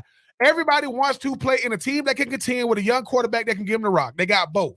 You talk about Tennessee. Well, the band gonna break up. Ryan Tannehill is not the answer. You got to find a way to tackle Derrick Henry. You got a shot to win. You talk about Houston. Deshaun Watson is not going to be a Houston Texan next year, so he's not going to be in your division. So right now, you might have arguably the best quarterback in the division. Now, you got a lot, arguably. I was just saying that, but that's a heck of a statement. I'm gonna tell you why. I'm not saying that when you talk about Trevor Lawrence that he's better than Carson Wentz. But think about this, Kevin. Who do you trust? I mean, Carson Wentz, has he shown you can trust any way he's been? He got hurt when he was in Philly, started bickering and complaining after he signed his new deal because of Nick Foles, so he moves on to Indy, right? He is good enough to win you a game, and he is good enough to lose you a game. And when you needed to beat a Jacksonville Jaguars team to get in the playoffs, you got beat by this team. So if you talk about Jacksonville, you get Evan Neal. Okay, now you got Jawan Taylor still on a rookie deal. You got Evan Neal, as a rookie. You talk about a guy like Josh Allen. I think he's going into year 5. He's a piece you could build around. You talk about some young. You got Laviska Shenault. I don't know what's going to happen with DJ Chark. I don't think they're going to bring him back. Got to get a number 1 receiver. Got to get a tight end. But then you got $60 million to address that defense. Like $60 million. And I think what happens is too, you get you a number 1 receiver. You get you a credible. You get you somebody big time that's rushing the passer. Because I tell you this, Calais Campbell, Nika Nakwe, Jalen Ramsey, all those guys gone, moved on to different places. You got to be able to add some veteran leadership to that defense. But you talk about just like the NFC South, you talking about the AFC South that, the Titans won, but they don't scare nobody. It's the same Titans team that got beat at home, having the best record in the AFC by a Cincinnati Bengals team that they sacked 9 times. So that's motivation. And Trevor Lawrence going to year 2. Got banged up year 1. Hopefully, but he did it with a coach in Urban Meyer who didn't know what the hell he was doing. Doug Peterson's coming in, one of the few coaches, Kevin, in the National Football League who has won a championship, but he did it in Philly. So he did it in a place that hadn't done it. Now, Jacksonville is a total different ball game. I'm not saying that, but you got the cap space, check. You got no one pick in the draft, check. I think you got, 4 of the top 75 picks in the draft. That's before you even get to free agency. I think that Jacksonville is in a really, really good spot, and everybody thinks they're going to compete. Well, dude, I'm sorry. Like, it's not like listen, if the AFC South is one of the worst divisions in football, that favors Jacksonville. So they're gonna have to deal with the Colts. Obviously, Derrick Henry gonna be healthy next year, with the Titans. But I think they got good a shot as any, Kevin, because they got the top picks in the draft. They got guys coming back. Travis Etienne, who's really is gonna be a second year, but really his rookie year because he hasn't played. You got $60 million in cap space to go out there and get almost any veteran you want. Again, you look at the AFC. I don't think anybody in Jacksonville right now said, "Hey, Super Bowl." I mean, I think that road is.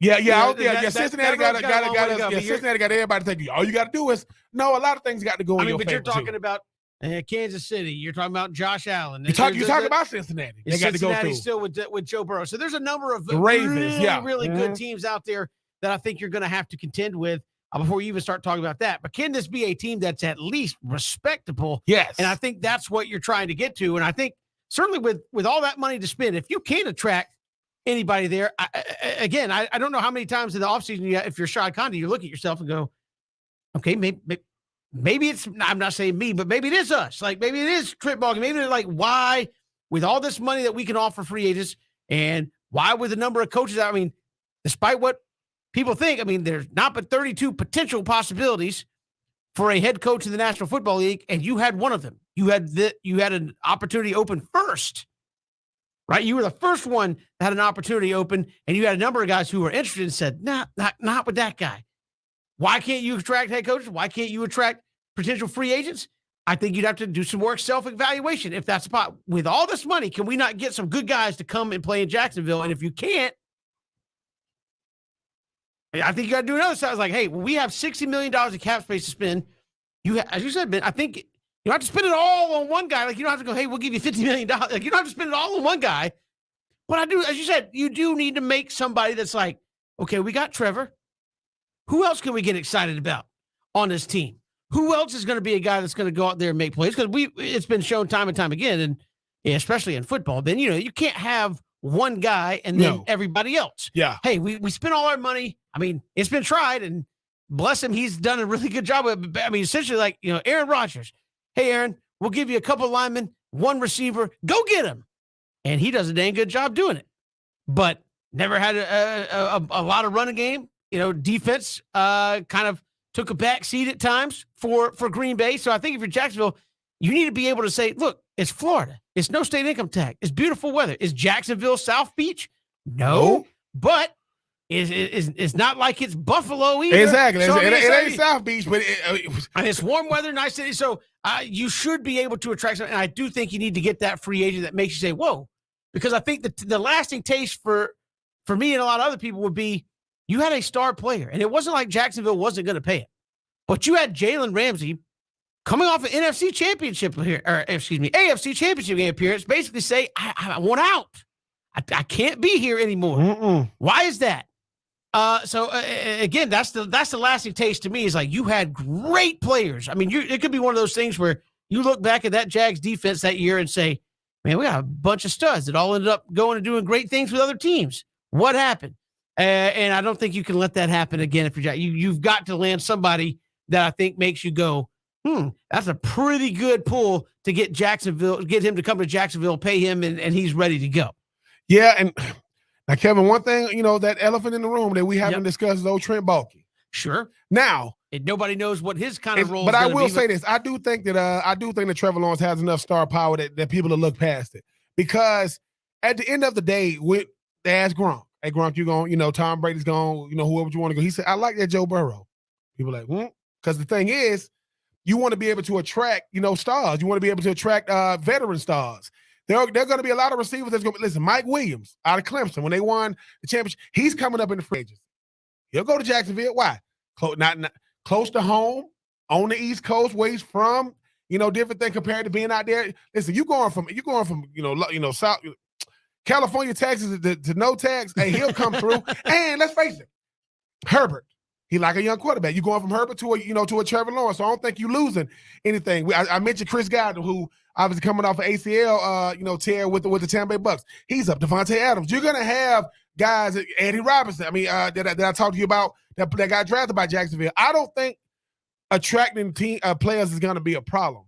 I think the one thing they had to have a veteran coach that had respect. They got them to Doug Peterson. Doug Peterson's a guy that respected.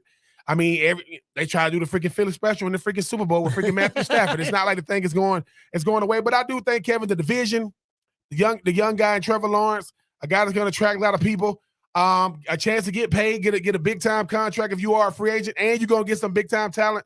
75, 4 of the top 75 picks in this upcoming draft. You're going to be able to look totally different. Now you still got a young team, still got to figure out how to win.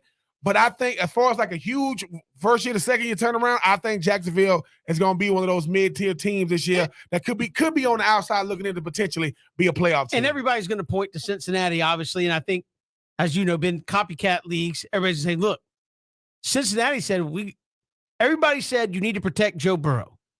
They went and got a wide receiver instead. Now, I don't think Jacksonville is going to do it, but I mean, because I think if they take a receiver number one, people will be really upset. Oh, you're really upset. But you look at what you kind of went against the grain a little bit. It was like, we got to protect Joe. No, get young, get playmakers, and get good. And that's kind of the way Cincinnati went about it. And they did not have a great offensive line. Again, that offensive line gave up 17 sacks in 2 games in the playoffs. And I think they gave up, obviously, over 20 during the playoff run. And still made it. Jesus. And still got to the Super Bowl and still had the ball in their hands with a chance to go win the game. That is saying something. So, I'm not saying Jacksonville is going to go out there and say, Trevor, it's fine, man. We don't need anybody in front of you. You just go. We'll get you play. But I think people are going to look at the way Cincinnati did it and said, look, if nothing else, we need to be explosive. You can't be mediocre on defense, obviously, which I think Jacksonville's okay on defense. Not great, but okay. And you can do some things in the league. And I think you really want to see that in Trevor Lawrence. And as you said, to me, offensively, who wants to come play with him? And I think a lot of people should be excited about coming to play him. We got more to come here. 3 and Out, final hour of the show, 912-342-7184. You can join us here on 3 and Out all across the Southern Pigskin Radio Network.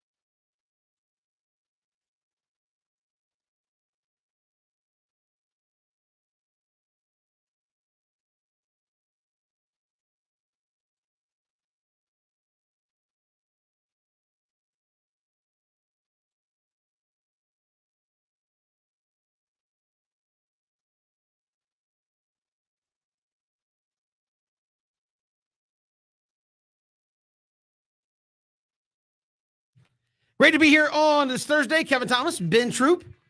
Glad that you are with us. So much to get to as we roll on throughout the week. NBA All-Star Weekend upcoming as well. So, again, no LeBron. Ben's trying to get LeBron in the dunk contest. I mean, what's 39 up? years old. Yeah, I mean, it's time. Like, I mean, Kevin, the thing is, I mean, listen, he. I know that's your favorite sound effect. Because Kevin, I mean, because the thing is, I mean, LeBron is, I don't know, listen, he's carved out of a lab, you know, built in a lab. I don't know, but let me say it right. He doesn't owe us anything. He's never cheated a game. But that's like I mean, he obviously want to win another championship with Ty Kobe. He don't got to do that either. He's on the Mount Rushmore. Go get the dunk contest, man. Like, what else you gonna do? Does he think people are gonna hold like that against him? I mean, I know people hold stuff are petty and they're like, hey, you didn't win it, and Michael Jordan won that. Like, I get that, but I'm saying, like, it's the dunk contest. Like, nobody's really gonna be like. I've never heard one person say, only thing that comes about MJ in the dunk contest is one that he did it and two dunk from the foul line. And, he arguably beat Dominique. By the way, like that was a very no. I think sometimes, Kevin, we are a little bit too ego driven. Like, and obviously it's easy for us to say that we ain't LeBron. I get it. LeBron is talked about every day, even when he's not playing basketball. But I mean, look, just like I said, John Moran, he's sitting there. He come out. He said, "I want to end it." If LeBron say, "I'm in it," what they gonna say? No, we got another. Nah, if Dwight Howard try to end it. That's the ultimate. You're not on the list. Oh yeah. Like Dwight Howard. You're out. Yeah, Dwight Howard is a 2-time dunk contest winner. If he try to end, they go, "Nah, Dwight, we good." What? He won that year. He threw it in the basket with the Superman cape, he had the little baby cape on, and it wasn't actually a dunk. Like, do you consider that a dunk if you like throw it in? Nah. Because he's freaking. I mean, he's let's face it, 6'11" and 7 feet, just like 29 is 30. I don't want to hear that nonsense. I'm 6'11. You 7 feet tall. It's fine. But I just think Kevin, come on, bro. Like LeBron probably gets sick of us, right? Like, I get it. We always want him to do stuff. Well, do it. Like, you've done everything. You won a championship of every team you've been on. You arguably the greatest #1 overall pick of all time. You're on the Mount Rushmore of basketball. You're gonna lead the game with the most points in NBA history. You're really trying to play till you 50, like Tom Brady. You're really trying to do it. I mean, listen, and I'm gonna say, LeBron, I love you, and I'm gonna say this: if you ain't embarrassed by how you top of your head be looking. What is your fascination with his dome? But Cam will tell you, it's almost like this. I know, but Cam, you have to understand. Ben has been fascinated with LeBron. No, for years. No, I'm gonna tell you what it is. You have. Yeah, I'm gonna tell you what it is. No, that's confidence. Like, to me, it is, because think about this. You know, the person with the most pressure on him in life, is the guy to do LeBron's hair, because think about this. No, for real. I mean, okay, think about this, Cam. Cam, this your homie. You and LeBron homies, right? You ain't gonna say nothing in public when he come out. But when the cameras go on, you be like, boy, what the hell? Okay, I give you Carlos Boozer. Carlos Boozer did the Beijing, but he did it on his whole head. And when he came out there, people was like, boy, what the hell? Like, you know, so all I'm saying is this. All right? I guarantee this. LeBron, he's a starter. I think he got the for most. All Stars' sake. No. Here's the thing. Every time LeBron, when LeBron did Space Jam, you see how nice it look up there? It look good. I'll be honest, I have not seen Space Jam 2. I don't know how I have not seen the Space Jam. Okay, here's the thought. Because my kids have watched it about 17 times. Okay, here's the thought. You watched Super Bowl, didn't you? Did you see the commercial with right now Right. LeBron talking to young LeBron? Yep. You saw right now LeBron. You saw it up there looking good, didn't you? It was no flaws in it, right? Commercial. Hold on, but what I'm saying is, LeBron saying, "Look, okay, I'm gonna do this for two things. One, I'm gonna be seen at the festivities, like with the dunk contest. I'm gonna sweat this out. I'm keeping this for the All-Star game. No, I love LeBron. Listen, LeBron, one of the coolest superstars you've ever, because you feel like you know him and you've never met him in life. But Cam, if you and LeBron was kicking, at a certain point, you're going to say, LeBron, can I say something to you? Well, I don't want you to, we can see that, right? Like, what you mean? Like it looked like a divot. Like in the top, like somebody went 4 and just hit that thing. And I love LeBron. LeBron, no, man. I'm just saying, I want him to be in the dunk contest. Cam, if he's in it, you going to favor whatever dunk he does because he's 37 years old. You know, LeBron is the thickest. LeBron ain't big. He's just thick compared to all the other football, all the other basketball players. The older you get in basketball, the higher your shorts get. Look how little LeBron's shorts are. It wasn't like that when he first came in. Look how little. You can almost see his tights underneath his shorts because he's trying to show off the quads. All I'm saying is, LeBron, do it for Kevin. Kevin wants you to do this. Apparently, he needs to do it for you because again, you are fascinated with the top of LeBron's No, head. I'm fascinated with two people's hair. Two. Him, LeBron, and the comeback player of the year in 2022 is not Joe Burrow. It is Drew Brees' hair. Because Drew Brees' hair, I said, what? Am I the only one? I saw Sunday Night Football and I said, what the hell? Who is that? They said, that's Drew Brees. And Drew Brees kind of looked away and looked at the camera. I said, that ain't Drew Brees. Oh my God. I thought that was the you guy. don't have to wear the helmet. I guess it grows back. I don't know. I thought that was the dude off of Tiger King. I said, that's Drew Brees. Kevin, you saw his hair now. Come on, Kevin. I get it. I said, and listen, and once again, he's bold. He said, hey, and they said, Drew, you're going to be on Sunday Night Football with Mike Tirico and them. What? Yeah, man, it's going to be you, Mike Tirico, and like Tony Dungy. Oh, man, I got to get right. And then I don't know where he went. He said, LeBron. LeBron said, I don't know about you. We got different texture. But that stuff look good. Now, I ain't never seen him on those jet ski or nothing. I ain't never seen him dive in no pool or nothing. But I'm just saying, Kevin, when you see right now, when we get done, I want all the listeners Google Drew Brees with the Saints and Google Drew Brees 2021, and think I'm lying. That you want to know what money can do? That's what money do. I can look how I want to. So love you, Drew. Love you, LeBron, bro. You know I love you like a third cousin. We got more to come. I was totally off topic, but I'm fascinated that Ben is fast. I mean, you have every year given us a symposium on LeBron's hair. You or see potentially like there. I understand what you're saying. That's where I get the ass from. Every time I see LeBron hair, I see it going, Trying to hold on. We'll come back. It's 3 and Out of the Southern Pigskin Radio Network. We're streaming live ESPNCoastal.com.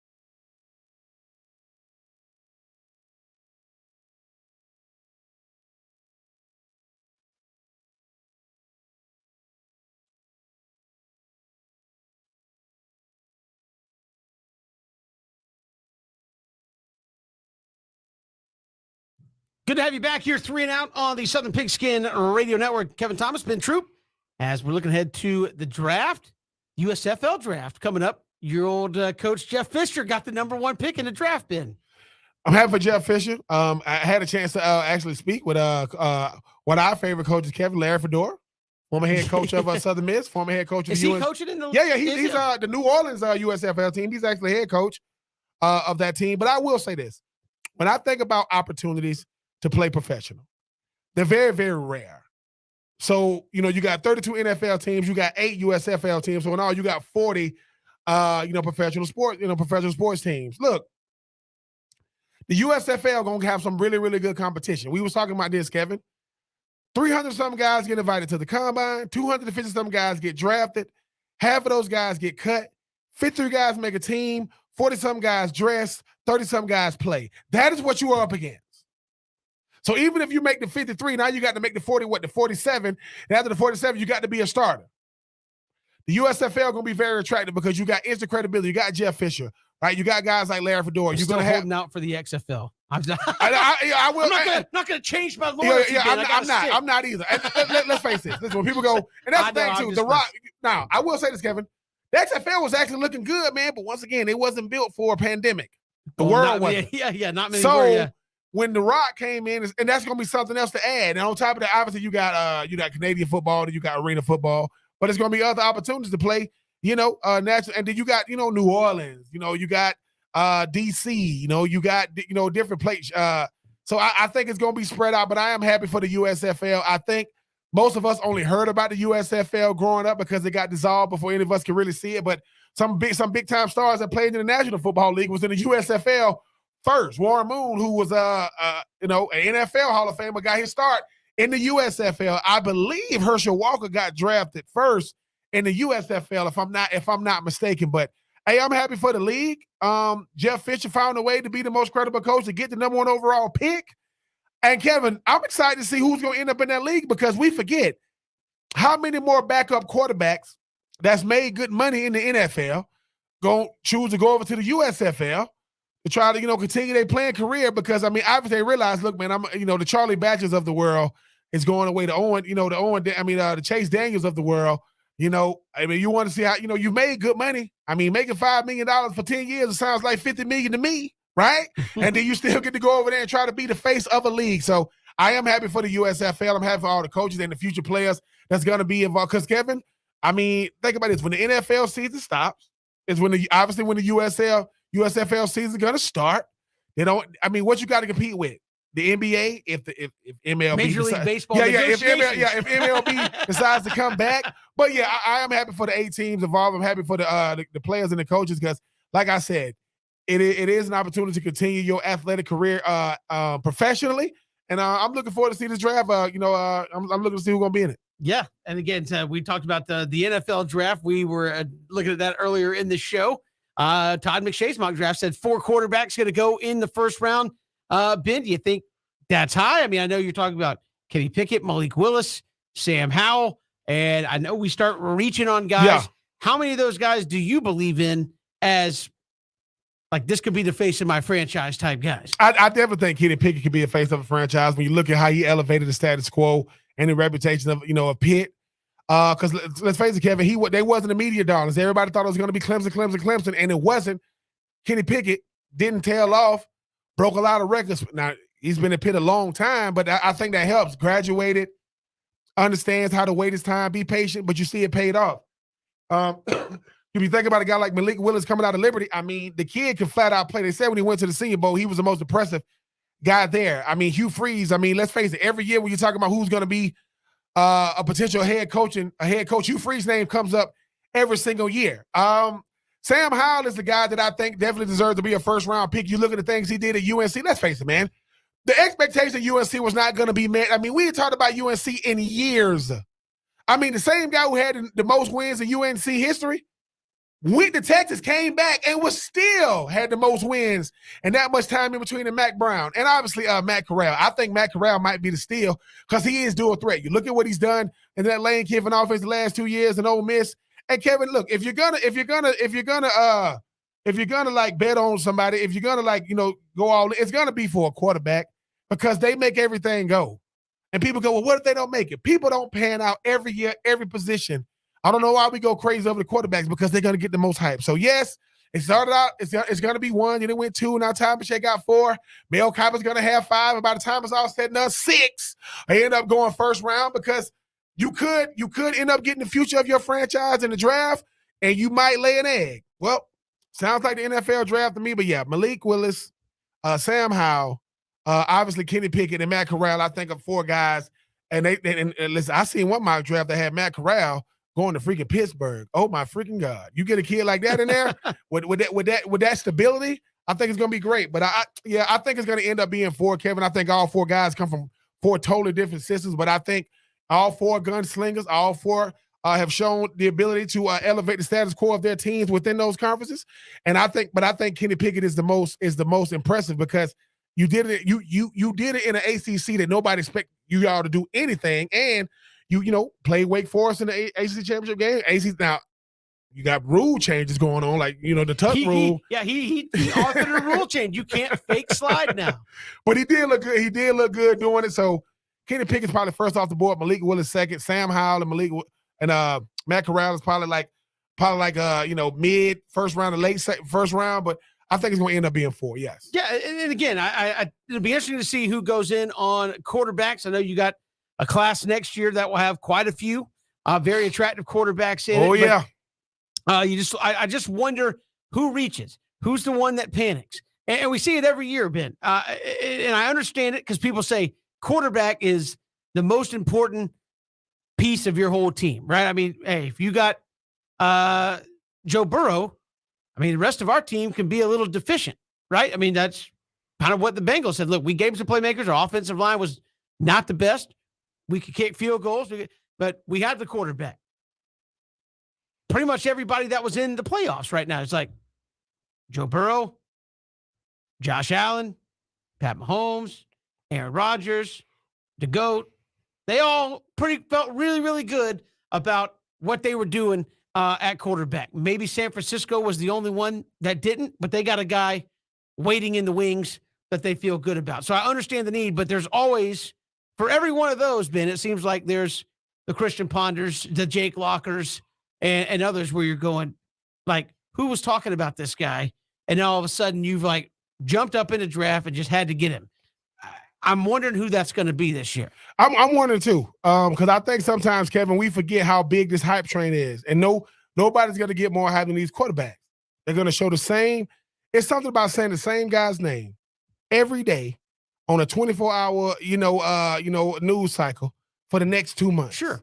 I mean, Josh Allen, smidgen below 6'5", Wyoming, I got it, right? But I think sometimes we forget. Look, quarterback changed the whole dynamic of your franchise. Russell Wilson, 3rd round pick, going to Seattle. They've been different ever since he's got. Now he had help with the Legion of Boom and Marshawn Lynch, but we expect them to be a playoff contender every year because they got Russell Wilson. I mean, Peyton Manning. Look at what he did for a franchise with the Colts. Wasn't nobody talking about the Colts like that until he got there. Now they gave him Marvin Harrison and Reggie Wayne and Dallas Clark and Bob Sanders and and so on and so forth. You talk about Cincinnati. I mean, you got a guy that's saying, "Look, man, you talk about the Ravens with Lamar Jackson. I mean, you talk about Ben Roethlisberger, Eli Manning, Phillip Rivers. When you get a guy, you talk about Matty Ice. Matty Ice has raised the status quo of an Atlanta used to be exciting because they had Vic. Like they used to be exciting. Now they went from exciting to actually going to a Super Bowl. Michael Vick got beat in the NFC Championship game by the Philadelphia Eagles. I give you, when Alger Crumpler got hit, by Brian Dawkins. Ooh, that was a hit too, boy. I just think that sometimes we forget. We get caught up in the tight ends and the safeties and these hybrid type cornerbacks and all the quarterback. In the playoffs this year, name a team didn't have a top 15 quarterback. You can't. Every team that made it had a top 15 quarterback. Every last one of them. Could you make an argument for San Francisco? I know Jimmy G has. Jimmy G and maybe even the Raiders. So you can't. But I will say this though, Kevin, they both were veteran quarterbacks. They weren't top tier, but they were veteran guys. I just think that when you look at the league, it's a young man's league.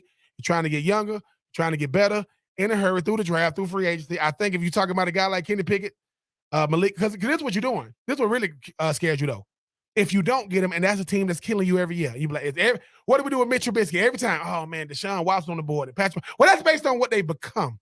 Who the two biggest contracts in the last 2 off seasons? That would be Deshaun Watson. That would be Patrick Mahomes. So I just think that getting a quarterback, while it is a stretch, if you get the right guy, you look like a genius, right? Because that's just how it go. Like right now, I don't know how good Zach Taylor is as a coach because he sucked before as a coach record-wise before Joe Burrow got it. Now he goes to Super Bowl. Oh, it's Zach Taylor. But that's how it go though, And right? got They an go, extension, yeah. exactly. Zach Taylor locking him up till. But listen, you got to capitalize. Kyler Murray, got to see it. You know, Herbert, got to see it. But they really, really good quarterbacks. I think the league is in a good place because a lot of these guys, 22, 23, 24, 25, 26 years old, and they're dominating the league. Hey, man, you get the right guy, who knows, man? You know, whoever Pittsburgh got a really, really good opportunity to make it to the playoffs because Mike Tomlin never had a losing record since he's been the head coach. So something got to be said for that. Obviously, Ben Roethlisberger helps the whole time he's had him, but we'll see, Kevin. But yeah, 4, that's where we at right now. By the time the draft come, now go to 5th one, now go to 6th one. We will see whoever they reach on. But I'm going to say this. If you get drafted, that's a reach. I don't care what no one says. We don't know how nobody is going to pan out. It's easy to talk about Pat Mahomes. Pat Mahomes came out of Texas Tech. They played no defense where he played. His favorite quarterback was Brett Favre.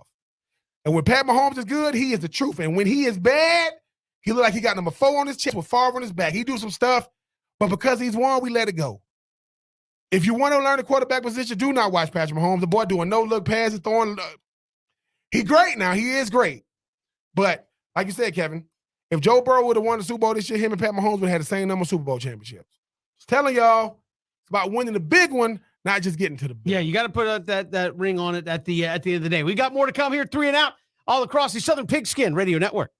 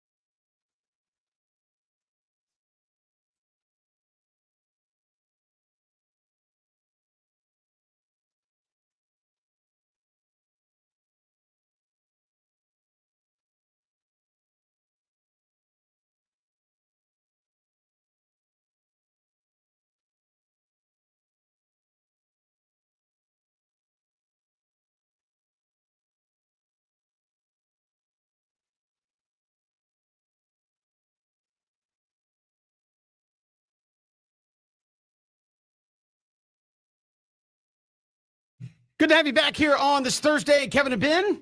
Glad you're making us a part of your day. Major League Baseball owners and players getting together. Ben, they met for, I think, 15 whole minutes today. Exchanged a proposal and called it a day. Apparently, they're going to meet again. Nobody knows when, but obviously, Rob Manfred in his presser last week came out and said, hey, we have a deadline of the end of February. If we do that, Major League Baseball, we can start on time. We can start the season on time. Now, obviously, there's probably some wiggle room, a couple of days either side of that, but you would hope they're still there. Apparently, though, they're not close on a lot of their key issues. They agree on the DH. They agree on certain things. They want the minimum salary up for players. Ben, players want $775K veteran minimum. MLB says $630. Players want a pre-arbitration pool. So if you've not reached your arbitration eligibility, there's a bonus pool. They want that bonus pool of $115 million. MLB's at $15 million. So that's a huge gap you got to close if you're out there. This is from Jeff Passan, ESPN. Players are offering 2 9-figure revenue streams. Playoff expansion. Players Union wants 12. I think MLB wants 14 to reach $100 million kind of cap there or money coming in. And apparently the players are offering to put ads on uniforms, which we have seen in the NBA with some teams as another revenue stream around the league. I hope it doesn't go that route, but you can see some of the things they're squabbling over. Yeah. There's been talk about a spending floor, and the players feel like that'll impose a cap. They haven't really got down to they don't call it a luxury tax in baseball, but that's basically what it is. If you spend more than this number here, we're going to charge, we're going to tax you, and that goes into revenue sharing for other teams, which they don't use to spend on their team. But I think more so the floor would be important for competitive balance, but apparently the players don't want that because they don't want an artificial cap put in on the top side and say, well, if we know everybody's got to spend this, we don't need to go over this. So a number of things they got to hammer out, and can they get it done in a short amount of time is going to be key. If not, we're looking at at the very least, a delayed start to the season. Obviously, already spring training is not starting because pitchers and catchers were set to start working out already. So there's the latest after their 15, 20-minute meeting earlier today. Yeah, and it just shows you how integral it is. Like, and these are the things that have been made known to us as far as like when you're talking about 115 to 15. That's that don't even sound like a serious rebuttal. If you want to even counter offer. And the players went up to, like, in their rebuttal today for the players had originally said 100. They came today with 115 on that, so they went up on their proposal today, at least in that figure. When they came back with their deal. I think something you said earlier, Kevin, I think if they have to end up getting, go with the previous CBA just to start the season, that will kind of get the fans on the side of the players. Because the fans right now are saying, who do I like point the finger at? Is it the players? Is it the owners? If they can find a way to get this thing started, because let's face it, the players are going to have to decide what they're willing to sacrifice. And a lot of times what's going to get sacrificed is the mid-tier players, the 24th, 25th guy on the roster, the guy that could be in the lineup today, not in the lineup tomorrow, a utility player, a guy that can do a lot of things. I can play third, I can play second, I can play outfield, I can relieve pitch if need be because I'm trying to make sure I'm on the team. But the players are showing, look, man, we're smarter than you think. Like when you start talking about these guys that going to arbitration, well, I mean that happens to a lot of players. A lot of players. They're trying to make sure that if they do go into arbitration, you can't nickel and dime me. We ain't got nickel and dimes to nickel and dime me with. But if it's there's no money there, the owner's gonna say, "Well, you want what? This is all we got to work with." So I do think that I give the players a lot of credit, and I will say this: sometimes progress doesn't look like it. 15 minutes ain't much, but it's something. And as long as they say, "Hey, man, you don't want to hear that they're gonna pick up talks next week," no, keep them at that negotiating table. I think that's what's from what I've seen. You get two sides where people are going, I'm kind of mad at the players because they came back with a new offer and it was more. They're not getting closer together. They're getting farther apart. And people said that, and people are like, oh, you're just in the pockets of the owners, and why are you looking out for billionaires and all that? And I think a lot of the people who are down in the middle are like, look, for the sake of the game, y'all have to figure this out. I think they're mad at both. And people have said, don't look at the length of time at the table. Look, I think that's fair. because you're not meeting, at least for what it's known, very regular. You meet for 20 minutes, you don't talk for 10 days. You meet for 20 minutes, you don't talk for 10 days. And yes, things happen outside of the formal meetings. I get that. Just like, hey, nobody from Alabama's contacted me about a coaching job.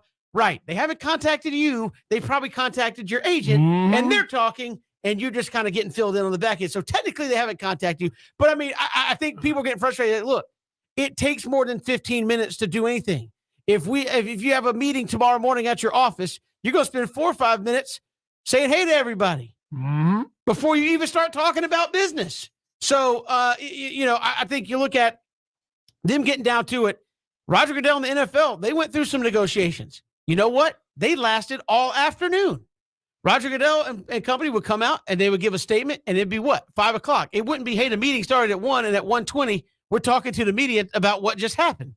No, we were in there. We were talking. We were going back and forth. And so far, I haven't seen that from either side to be willing to do anything other than like, hey, man, read that over. There you go. That's what it is. Well, Kevin, something that we forgetting too. Whenever the league does start, there's a lot of free agents. One in particular that you got to get deals done for. So the thing it's not like deal today, everything. Exactly. Good, it's like, I mean, well over 100 free agents that you got to get deals there's for. Over 600 free agents out there. So listen, I can't. I don't know about the $5.99, but there's one in particular that you got to make sure and get it done.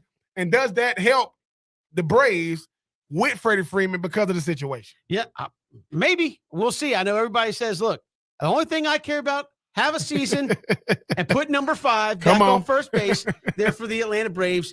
And I saw someone with a great meme from that movie Rounders. Pay that man his money. That's what they were saying. But can't do that right now. Not allowed to. Wink, wink. Not supposed to be doing that while you're in a lockout situation. We'll come back tomorrow. We got much more to get to as we head into the weekend. If you missed any of today's show, ESPNCoastal.com, or go to our YouTube page at ESPN Coastal on YouTube, Spotify, Apple Podcasts. You can get a podcast version of the show each and every day if you happen to miss anything throughout 3 and Out. We'll see you tomorrow all across the Southern Pigskin Radio Network.